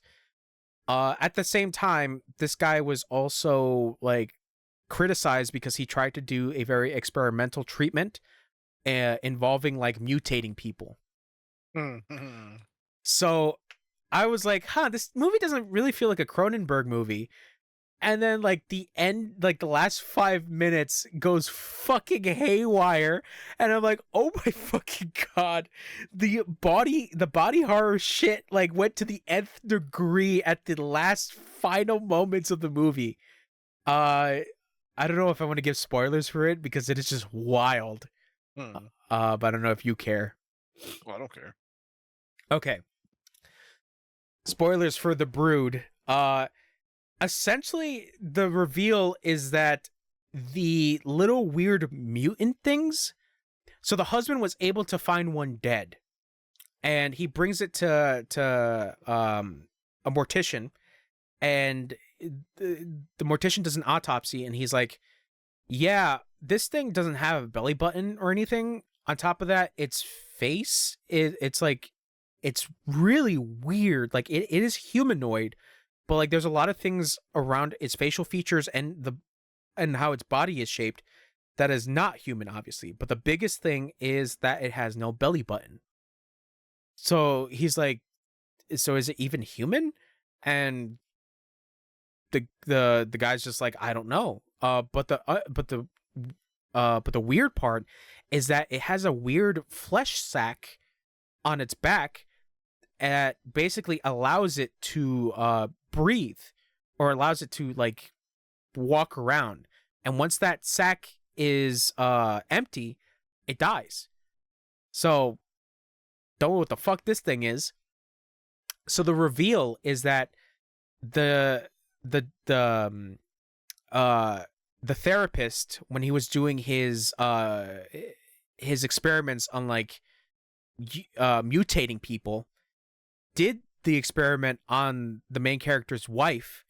And what he did was that essentially, in order to get rid of her bad emotions, she basically grows these tumorous like things, these lumps that expels the negative emotions. So the little weird mutant things are the weird tumorous cells that she has. And essentially she is birthing her hate. So the deaths of her mother and her father were because she basically went through a therapy session with a therapist and was so angry about like the regret and the hate that she had against her parents that when she birthed this thing, the mutants, they went after her parents and killed them for her. So there was a little thing that happens like in the middle of the movie where the daughter's teacher tries to help the husband, and the husband leave. I guess just to like kind of get this out, the husband leaves for a bit, and the teacher's there at the house, and she picks up the phone because the wife calls the house from time to time, and she picks up the phone, and the wife thinks that the husband is having an affair with the teacher. So she gets so angry and so riled up that I'm gonna fucking kill you and this and that. And the teacher just hangs up and just like when the husband returns, she's like, "Look, you deal with your own shit. Just leave me out of it, please." So the next scene is at the school. The little weird mutant monsters show up, and they kind of look like the daughter. And they basically take the daughter away. They push her out of the classroom. The teacher's there with a bunch of kids, like, doing work and stuff. And these fucking monsters come out of nowhere and beat her to death in front of these kids. And it was just like, holy shit. But when I say it gets to like Cronenberg horror, like body horror shit, the last 5 minutes, there's a whole thing where the husband goes to the rehab, and he finds the therapist, and he tells him, "Hey, the little weird mutant monsters have my daughter. Get my daughter the fuck out of here." So the therapist is like, "Look, this might be a problem because of the fact that your wife is in a very like fragile state because she thinks that you're cheating on her. I need you to go in that room, get her calm, so I can go up into the attic where the mutants are, get your daughter out, and then you can leave, okay? But I need you to keep her calm. So go in there, talk to her." So the husband goes in, he talks to the wife, he tries to like get her to calm down a little bit. And he tries to like understand what she's feeling, while at the same time the therapist goes into the attic to try to get the daughter out. While there's like multiple of these little mutant things like in their little bunk beds staring at him, seeing like just like watching him to see what he does. And he tries to get the daughter out, but downstairs when the husband is talking with the wife, there's a moment where he tells her like, "Look, I will be with you like, till death do us part, like in her vows." And she's like, "But that's the thing. Would you really stay with me after looking like this?" And she basically lifts her shirt, and you see these tumorous lumps, and he's just like, like, and My wife. and then she basically births another mutant thing. She grabs it and starts like licking it, almost like an animal would after they give birth, to kind of like resonate their scent. And then after she does the licking, she looks at her husband and she's like, "You're disgusted by me, aren't you? You wish you could get rid of it." Like, she goes fucking crazy. And then all the little mutants upstairs in the attic go fucking nuts, and they kill the therapist. Ew. Yeah. So the little girl has to go run and hide. But sounds gross.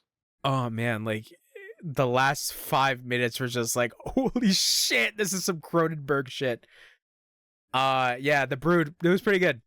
I started watching his other movie called Rabid. Not Rabbit, but Rabid, like rabies. Yeah. And so far I'm pretty interested in the plot. Essentially, this lady gets into a really like bad motorcycle accident, and like the only nearest place was a cosmetic surgery hospital. So they did surgery on her, but there's something off about her, and I haven't gotten too far to see what the actual thing has been, of like what the fuck is wrong with her, what weird Cronenberg shit will happen. But yeah, man, it's fucking some good shit. Some good shit. Oh, the other thing I forgot to mention that I've been playing is Returnal. Great game. It's pretty good. I'm in the second act. I'm actually near the end, which I'm surprised about. But yeah, that game fucking kicks your ass. And I've come to find out that apparently there's a third act after you finish the second act. I thought it was only 2x. So yeah, I'll be playing that game on and off. But yeah, Returnal's pretty good so far. I Returnal, ooh. I like the mystery behind it. I like the weird shit. I think that is it for stuff that I've done. Yeah. For being alive? For being alive at this time point. Anything else? I'm looking around to see if like there's anything I'm missing. Yeah, I think that's it. The stuff that I've been playing and watching. Do you want to get into the news, or do you want to take a very long break? What do you mean, a very long break? You gotta do your stuff? I don't know. Like, I don't know if my mother is here yet, but You want to take a small break and see if that's gonna go on? Yeah. We'll take a break. All right. All right. We are back after an hour, right? Yeah, it's only been an hour. It's only been an hour. What have you done within your hour, bro? We're back, much like the dinosaur movie from not Paramount, the other one. Anyways, do you not know the movie We're Back? No, bro, I don't watch movies. Bro, first of all, yes, you do. Fuckface. I don't know. But you don't know We're Back? It sounds familiar, but no, I don't think. Shit. Wait, what were you saying? We're back, and then you said something about It's only been an hour. And you said like, what have you done within your hour? Oh, nothing. Oh, okay. Nothing of relevance. I've been waiting to do this. Cho just keeps dodging me. That's funny. If Chonch's name was Howler, that would be very hilarious. I didn't know that was your name. Crazy. Crazy. I guess to update what I've done within my hour, I beat Shadows of the Damned remastered. It was good. I don't know that it's Shadows of the Damned. Yeah. It's a third-person shooter. It's a game by Suda51. Okay. It was an EA game back in the day. That game has such like an interesting history of like, I think from interviews like years after they did it. Like Suda51 kind of like has a love-hate relationship with that game, which is like really, really interesting. Even Shinji Mikami, because it was a collaboration between Suda51 and Shinji Mikami. Shinji Mikami is the original director of Resident Evil 1 and Resident Evil 4. But I guess kind of like to kind of like sum things down. Shadows of the Damned is a third-person shooter that is really zany and really bonkers, and like is in the vein of Suda51 games of like being kind of goofy. But interviews came out later, like I want to say like a couple years, like 2 years back or 3 years back, of Suda51 talking about like the development of that game, and that game was supposed to be vastly different from what it was. From what I understand, the game did not sell too well. I think it did. I don't remember how much it did, but at the time it was owned by EA, and I think it wasn't until like recently that they got the rights back from EA, and that's how they were able to put out the remastered. But according to the interviews from Suda51, he talked about how the development was awful for that game, because originally how he wanted to make the game was like Dante's Inferno, but his own twist on it, and that it wouldn't have any like third person shooting. It would just be you, the character, descending into like Suda51's version of hell, and then like going and experiencing all that. But I think the head of EA at the time was like, no, it's not going to sell. It's not going to appeal to the Western market. You have to like figure out what to make in order to appeal to a larger audience. And that's how eventually it became like a third person shooter. And like his original idea for the game kind of like just disappeared because of the amount of like higher up saying that like, no, that's not what we want. Like, change it. And it got to a point where I think Suda51 even says that like he does not ever plan on like working with like any other like Western companies like that, like big ones like that, because of just like the experience that he had. Because he said it was like the worst, to the point where one of the games, one of the No More Hero games, one of the antagonists is has the same last name as the as like this the president of EA at the time. Like and basically the game kind of like tells a story of like this guy kind of like interfering with like the ideas of video game making. Like it is meta on that sense. But yeah, Suda51 in interviews was like, Shadows of the Damned was like the worst experience I've had like developing a game. But I guess aside from that preamble, it's good. It is the original game, but made to look better. The only differences are, I completely forgot that the original game did not have New Game Plus, because I beat the original game on Xbox like a while back. And I did enjoy it, but I think that was the other thing as to like why I never went back, was because there was no New Game Plus. On top of that, they added costumes, and obviously they added like visuals, like updated visuals. It is fun. I still dig it. The last act is kind of messy. Even the fourth act is kind of messy as well, because it tries to do like oh god, it tries to do like a side-scrolling like shooter kind of, and it's a little goofy, but I mean, it's Suda51, so that you kind of get what you expect. But the shooting itself is fun. Having the weapons being upgraded is like, I guess, also pretty fun as well, because of the fact that your gun, the big boner, or is it the boner or just Johnson? I forget, but your gun talks to you, and everything is a pun on sex. It's very dumb.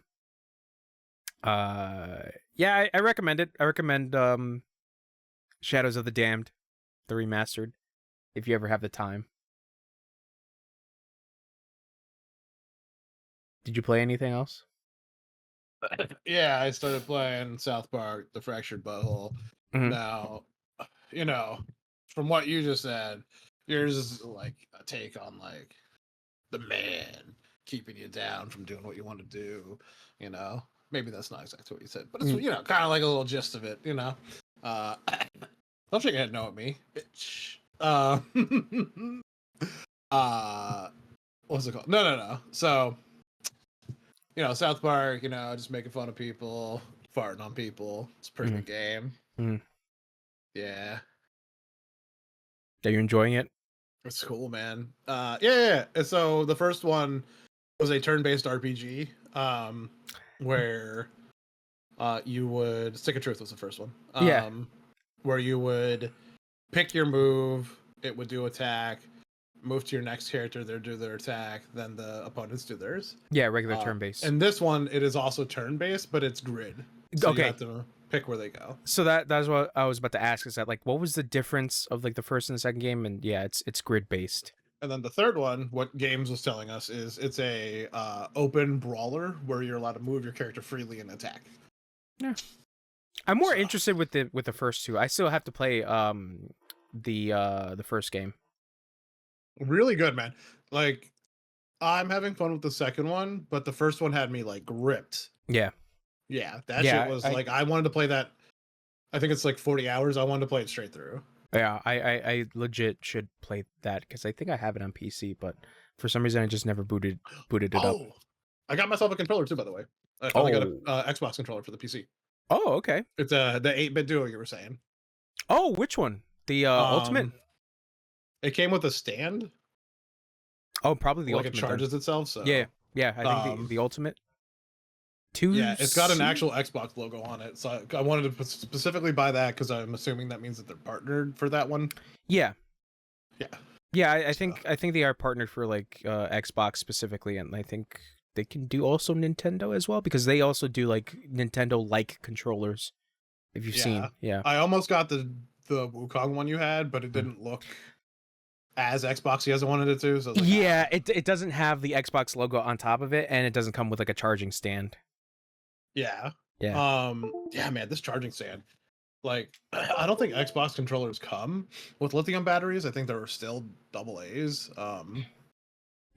To this day, the Xbox Ones or whatever controllers. But anyways, this one has a lithium battery in it, and it had, like I said, the stand, and like I have never had a stand to charge my controller. This just feels good because it slides right in.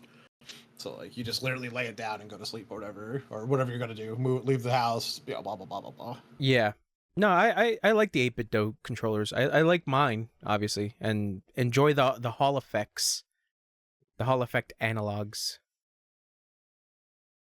I think like I don't notice a difference yet, but I'm hoping that like a year or two from now, I'm like, oh, it's a notice it didn't break. Yeah, that's the only thing.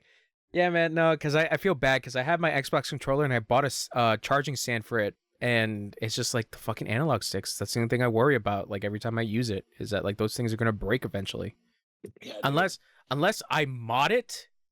Because you can get like Hall effect analog sticks and you can install them yourselves, but like obviously you need soldering skills to do that, which I don't have. You said put the hollow ones in, yeah. Yeah. Yeah, you can do them yourself, but you know, I can't solder. I don't know how to solder properly. Yeah, it'd be a good project to just do it, I guess. Yeah. I could. Oh, I mean, I do have a broken one, so I could probably do that at some point. But I just need a soldering kit. I broke my Guitar Hero guitar trying to resolder it one time, and then the next one I did it better because I broke the first one. Yeah. So that learned through live and learn, idiocracy or whatever. Live and learn, as Sonic would say. Yeah, Sonic is like pretty cool, man. The best. Yeah. I guess another thing that I played, I was, before we started the podcast, I decided to like play a couple games like just out of nowhere. I was playing The Last of Us remake on PC. It's good. It's still good. I still enjoy The Last of Us. And then I was playing a little bit of like Dragon Age to see whether or not I want to go back to playing those games, but I kind of saw like a 5-minute like summary of all 3 games, and it just like it catches you back up to speed, and I'm like, oh, okay. Because I legit like forgot like what the fuck happened in Dragon Age Inquisition, and then I'm looking on like how long to beat to see how long the gameplay is, and it's like more than 100 hours if you want to like do everything. And I'm like, I don't know if I can commit again to that game because I played it on like PS4 when it first came out.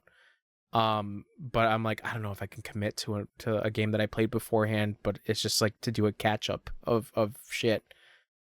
So I just watched those 5-minute summaries. I forget what the YouTube channel is, but yeah, shout out to that YouTube channel because it's just like, hey, this happened. Okay, you're caught up. Oh, the DLCs, this happened and this happened. All right, you're good now. It's like, okay, cool. But you know, Dragon Age is good. I do eventually want to play Veilguard, but once that's on sale, I'll probably be checking that out because I don't want to pay full price right now for a game that I'm probably going to be putting on my back end to kind of like gather dust. The other thing I wanted to mention is Weird West. Have you ever heard of this? No? Okay. Weird West is kind of an immersive sim, but with a like top-down camera angle. It's very interesting. I forget. I think they talked about like it having like some people from the Dishonored games on this new development team. Because I forget the actual name of the developers, but like it's like some ex people from Dishonored, like the first one, I believe. I played like almost 3 hours. Yeah, because I'm looking at my time on Steam, like almost 3 hours. It's pretty good. I kind of enjoy it. The premise is it's the Wild West, but there's creepy fairy tale and eldritch shit happening in the world. So there's witches, fucking werewolves, zombies, like that kind of shit in this Wild West setting. And your main character is a bounty hunter. Basically your call to action is these bandits come to your farmland, they kill your son and kidnap your husband, and then it's basically up to you to go find your husband, and along the way you meet up with people across the world and see kind of like what their predicaments are and how fucked up this Wild West world is with this creepy monster bullshit that's happening in the background. But overall it's a pretty fun game. I was doing like some bounty hunts as well, where you kind of have to find some outlaws, take them back for some moolah, some cash moolah, baby. And along the way you kind of like have like what is it called? Like I guess like surprise interactions when you're like traveling across the map. Where it's like, oh, here's a traveling merchant, or here's this witch that you just find out of nowhere, or you just stumble across like a cult ritual of sorts, and it's just like, do you want to interact with them? But the neat part, why I'd say it's like kind of an immersive sim, is because of the fact of you tackling specific ways on like how you want to like interact with a level. So you can either go like guns a-blazing, or you can go stealthily, or you can try to find like specific secrets within the level to see whether or not you can like reach your goal in a different way. So it does that, which is kind of cool. Because they're in like the main mission that I just played. You find out that your husband kind of like went through this this manor for a little bit, and you arrived at the manor to talk to the mayor of that town, but the mayor is like really weird. So the mayor has like a bunch of like bodyguards and shit, and you want to talk to him and say, hey, do you know where my husband is? And when you tell him that, he's like, well, you got to do this one thing for me, and then I'll tell you where your husband is. And he wants you to get a deed from this farmland by any means necessary. So you head over to the farmland to talk to the people over there, and the people over there are like, hey, are you working for the mayor over in that area? We don't want you here. Like, whatever you think you want from us, you don't want it. On top of that, the mayor has his own secrets. Check his basement, because that's we keep hearing noises from that area. So you kind of sneak into the basement of the mayor's like estate, and then you find out that he has like this whole prison set of like what is it? It's like there's a prisoner in there, and you talk to the prisoner, and he's like, hey, the mayor is a fucking monster. He's eating people. So let me the fuck out of here. And you can find some kind of leverage to get it around him. Like, okay, I'll tell you where your husband is, because I was with him in this prison for a little bit. So like there's cool shit like that, like I said, of like it being an immersive sim of you trying to figure out a way to complete your goals. It's a cool game. I recommend it. Weird West, even though I haven't completely beat it, it's pretty neat. I don't know, pretty good westerns, I would have to say. And just like a little, Hell yeah, brother. Yeah, hell yeah, just a little small thing. Do you remember the game Killer 7? I played this like a while ago. So this was like kind of part of the news, but like I just kind of want to give my my gist, because it's very small. So Killer 7 came out with an update like a couple days ago of it using updated cutscenes. And the news about that was that apparently it was AI upscaled, and they looked like shit. Like they looked really bad, to the point where people were trying to figure out ways to like degrade their update. So I think like two or 3 days ago, NIS, the publisher, came out with a statement being like, okay, here's a new update where you can actually have the option to revert it back to the original, because like, sorry, that was a bad idea. But yeah, like that was the problem, was that like there was AI upscaling within the game, and it was not well implemented. Like it was like people looked like amorphous blobs. Numbers, like text on screen looked bad. Like it was like merging with one another. And everybody was like, yeah, if you want to play Killer 7 on PC now, it's not a good time, because don't know what the fuck happened with the AI upscaling, but just don't play it in its current state. And now it's fixed, which is cool. I do appreciate that. Yeah. Killer 7 is still a good game though. All right. Oh, and Super weird. Yeah, it's like I think it was Warrior 64 that showed pictures of like what the fuck was happening, and yeah, it was really bad. Of just like what were they like thinking, like legitimately, of like because a lot of like fans of Killer 7 were just like, why not just use the GameCube version of the cutscenes, because those were actually like pretty good, like they had like really good resolution, but for some reason they went like on the AI front. Oh, sorry, but now you can just keep it back to the original. There's an option in the launcher of the game where it's like, do you want it on like the new HD or do you want it on the old, and you can like click yes or no. So that's the option now. I watched a movie, I think, if I remember correctly. Shit, what did I watch? I watched some movies during our hour that we were gone. Oh, actually, I'm now like up to date with What We Do in the Shadows now. I'm like on the new season. It's really good. And then I watched a David Cronenberg movie called Dead Ringers, which with Jeremy Irons. Damn, that is a very good movie, but it's one of those like people are gonna probably either love or hate this movie, but I really, really enjoyed it. The premise is very interesting because of like essentially you're following these two twin gynecologists, and like the overall theme behind it is like really like interesting when you really get down to the nitty gritty.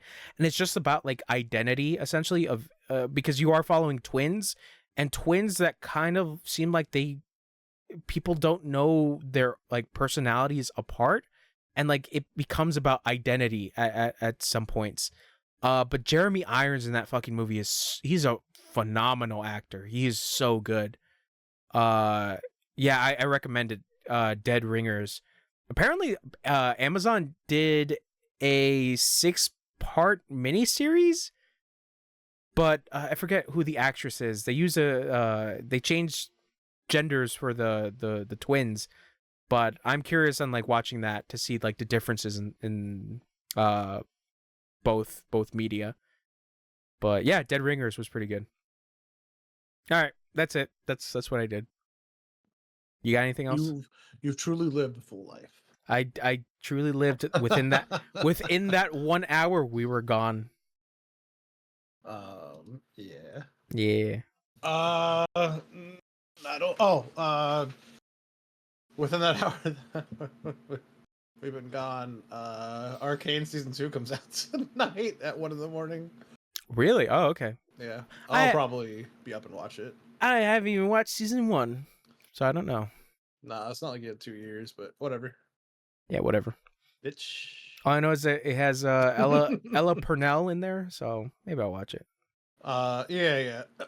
So excited. So with that coming, we got an Arcane collector set for Valorant, and I got it. What does that entail? You don't know who Vi is, but one of the main characters, Vi, she has big gloves, so you get those as your melee weapon. Oh, isn't she like Punch Girl essentially? Mm-hmm. Okay, cool. Well, there's an actual superhero named Punch Girl, right? I don't know. Okay, never mind. Yeah, she's the punching one, and then Jinx has a rocket. And they could have made that rocket into something like a big gun, but the gun that everyone uses in Valorant is called the Vandal, It's basically an AK-47. So what they did was they made that look like her rocket as a gun, though. Okay. And people are mixed about it, but the ones that hate it, hate it. And I looked at it, and I was like, why do they hate it? It looks so good, actually. Like, people wanted it to be different guns. And then there's one from season 1 that you can't get anymore. There was a set for a pistol, and you can't get it no more. But it was dope. Like, I think they do a really good job when they do the crossover stuff, in my opinion. Okay, that's cool. As long as you're enjoying it, bro. I'm having fun.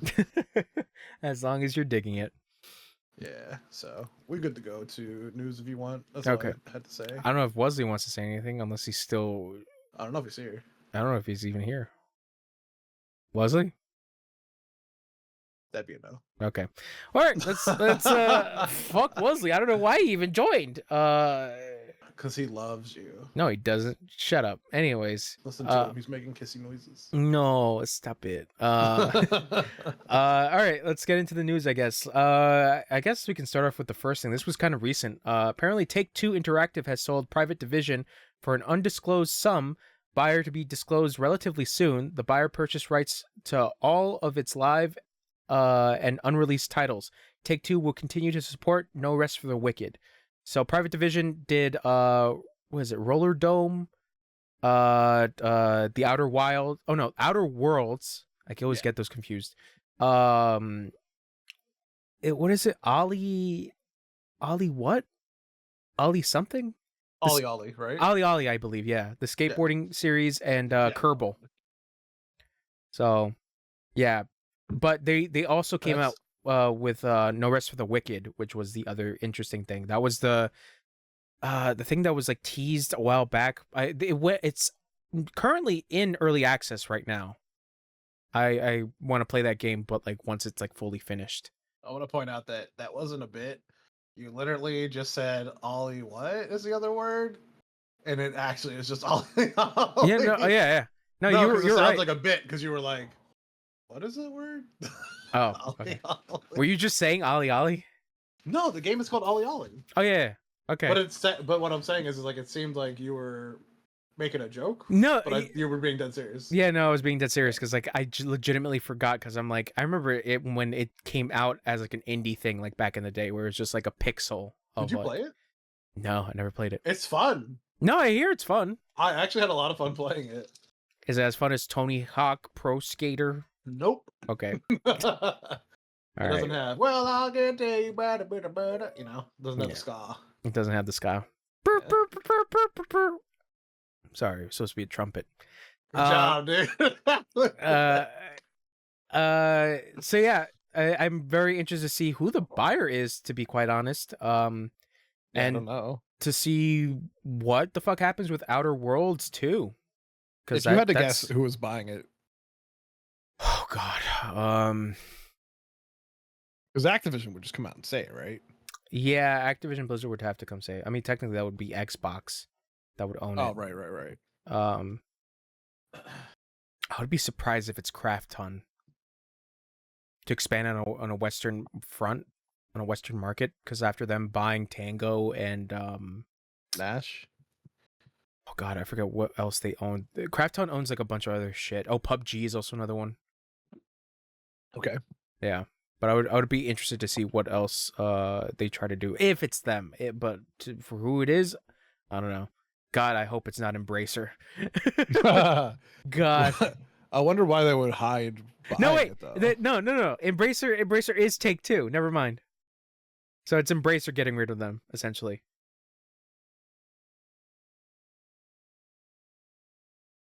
Yes. So it couldn't be Embracer because Embracer owns Take-Two Interactive and then Take-Two owns Private Division. Have you tried embracing these nuts? No. Are you far away from your mic again? Yeah, right now. Okay. No, I'm not. Okay. So yeah, we'll see in a later date.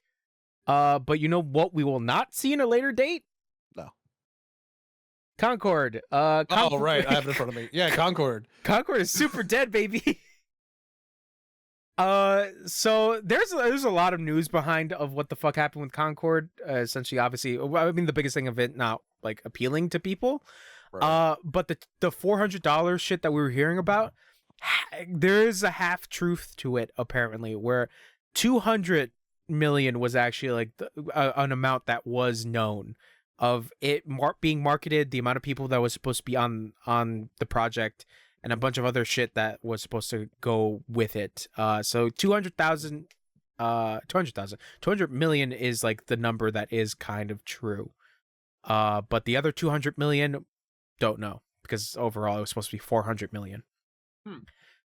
But yes, Concord is being permanently shut down to the point where its studio Firewalk is gone. It's shut down as well. Yes, Firewalk Studios and Neon Koi, they were both owned by Sony, and they were both permanently shut down. That came from an email from Herman Hulst. And yes, so we'll never see Concord ever again. You said Firewalk got closed though? Yeah, Firewalk Studios. Jesus Christ. You want to know the bad guy? Sony or Xbox, you know? Both. There could be both bad. There could be two bad guys. Hey, I'm talking to whoever's running Xbox right now. He didn't mean it. He wants to be sponsored by you, please. I need more months of Xbox Live. Thank you. No, I don't need any more month of Xbox Live. You don't. No, need you don't. more. I do. No, you don't either. No. So the hilarious part is that Amazon show that's supposed to happen with the Concord episode is still gonna happen. What? So it's just one episode? Yeah, so I forget, it's called Secret Level. It's an anthology series. So it's a bunch of like big properties, big video game properties that are gonna have one episode each to like show off, oh, here's a story thing. So I think we talked about it that Armored Core is going to have an episode with Keanu Reeves in it. Yes. So there was about that. I am. I like Keanu, and I should really play Armored Core 6, but I have not played it. I really should. But the other thing that people saw, obviously, when that thing was announced, was Concord. And with this shit happening with Concord, it's kind of hilarious in a very terrible way. But who the fuck knows?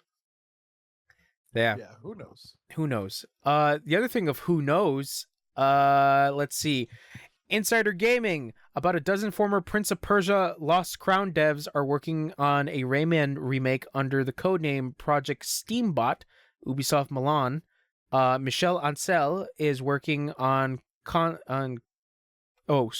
working as consultant, raising concerns among the team due to his toxic leadership. Other devs from the disbanded Pop team have pivoted to Beyond Good and Evil 2 and the next mainline Ghost Recon project over. I guess to kind of like preface that, the team for the Prince of Persia Lost Crown was shut down. Well, disbanded, I would have to say. Yes, so that's also kind of part of that news. It's really good that you read that because I read that Michael Ancel. Michelle? Yeah. Michelle. I read that Michael. Yeah, because people in Ubisoft are fucking French. Right. I read it terribly American. And like, as a man's name, apparently. Michael Ancel. That is a man. Michelle is a man's name. Wait, is it Michelle? That's a man, not a guy? Not a girl? I believe it's a man. Michelle Ancel is like Michelle. Yeah, Michelle. Instead of like Michelle. Let me look up a picture of Michelle. Wants to be a woman. Don't lie, Jones. Nope, it's a dude. Yeah, okay, so it's like Mikael. Yeah, Michele. No, it can't be Michele because there's no. Never mind. Anyways, he's French. Doesn't matter. I'm dumb. That's cool. Yeah, he is. Yeah, he is one of the designers behind Rayman and Beyond Good and Evil. I didn't know that apparently he had some toxic leadership shit happening. So yeah, that was the other thing I wanted to mention is the Prince of Persia Lost Crown team has been disbanded. There was a Sequel proposed, but not greenlit, and possibly never going to happen unless Ubisoft decides. Let's see what else. Hey, do you remember Masahiro Sakurai, the developer behind Smash Brothers? You love Smash Brothers, right? Don't lie to me. Michelle? Heller? What'd you say? Oh my god. What were you saying? Okay, so do you know who Masahiro Sakurai is? No, absolutely not. Okay, he is the creative director behind Smash Brothers. Yes? No? Super Smash Brothers? All right. Anyways, Yeah, Super Smash. there we go. At least Whoa. Wesley's Yes, I know here. Super Smash Bros. Is. Okay. So I guess after the whole development with Smash Brothers, Sakurai left. He started his own YouTube channel to talk about game development, and I have yet to actually like watch all those episodes. I hear they're actually like really in depth and pretty interesting. But in big news, because he did announce that he was doing his last YouTube video. So this comes from his YouTube. Sakurai confirms he began production on his next game in April 2022. He wrote the project proposal at lightning speed in July 2021 and says the project should be announced sooner or later. Production is given okay to move forward, but would take time to assemble the right team. Sakurai used his free time to start working on the YouTube channel, revealing that all episodes were recorded 2.5 years ago. So yeah, there is a game possibly in the works from Masahiro Sakurai. If you don't know, he also was the creative lead behind Kirby, the original Kirby games. Yeah, I didn't know. Okay. So who knows? Maybe it might be another Kirby game. Okay, what else we got? Netflix has closed its AAA game studio in California less than 2 years after opening it and making big hires. Last spring, Halo veteran Joseph Staten made headlines for joining. Teams now gone. A shakeup as new gaming bosses at Netflix settle in. So that is from Steven Totillo. Talking about this shit over at Netflix, because I do remember Tortello. I remember that Netflix was like, yeah, let's make some AAA games. Oops, never mind. They didn't even do anything. Even the games they were holding for other people were just from other people, anyways. What do you mean you don't like the Stranger Things mobile game? If they made a AAA version of that, I'd probably play it. Okay. Anyways, let's see. Oh, actually, that the Banjo-Kazooie one that I have right here is actually a refute to it. Yeah, that's not news. The Banjo-Kazooie one is not news. Let's see. What else we got? Bloomberg. Bandai Namco begins to cut headcount after culling game titles. Bandai Namco decided to either cancel or pause development of several games, including ones that feature characters from animes Naruto and One Piece, as well as a project commissioned by Nintendo. The Tokyo-based company is taking a traditionally Japanese approach to reducing staff and sending workers to rooms where they are given nothing to do, putting pressure on them to leave voluntarily. Shit. That's from Bloomberg. That's crazy. That fucking sucks. Get in this room, do nothing. Do nothing. Do you want to leave? Right. Don't you want to not be here? No, I'll wait 8 hours and then I'll not want to be here. Don't worry. Tell us that you want to leave. Tell us you want to quit. Wait, do they take your like phone and everything? Because like I would just lay on the floor and watch like YouTube. I don't know what the culture is over in Japan when it comes to mobile Give devices. me your mobile. I guess the little last thing is, well, one of the last things we have is new Xbox Series X model. Let's see, Diceless and 2 terabytes have a smaller chip, uses less power, 10 watts less idle, up to 16 watts less during gaming. New cooling solution, redesigned motherboard. So there has been an update for the PlayStation, for the Xbox. And I forgot to mention that the PlayStation Pro has come out. The PlayStation 5 Pro has come out. There has been some talk about it online being like, do you need this? No. Is it cool? It's all right. Do games run better? Yeah. Yeah, the updated Xbox has better heat dissipation too. Yes. So. Yeah, so the other thing I've been seeing is apparently the plates for the PS5 Pro, like you could take it off from the Slim, but the only stupid thing is that the clips themselves are arranged differently. So you would have to buy new face plates, but that's yeah. Are you going to spend $700 on a new PlayStation 5? No, I'm going to spend that money on a PC. On another PC? I got some updates I'm going to do to mine. Oh, damn. Damn. Yeah, before the economy gets bad. Yeah, before we're hit with tariffs. So yeah, that is it for the news. That is what we got so far. Hopefully nothing too crazy happens in a bit. But yeah, that's what I just wanted to mention. I guess we'll see you in another hour. Oh, me? Yeah, you bitch. Wait, why? All right, bye. Oh, I was like, wait, what? Oh my god. I was about to say, Wuzzy, you didn't talk about what you've been doing. But never mind. Pooping. Yeah, he was pooping. All right, bye.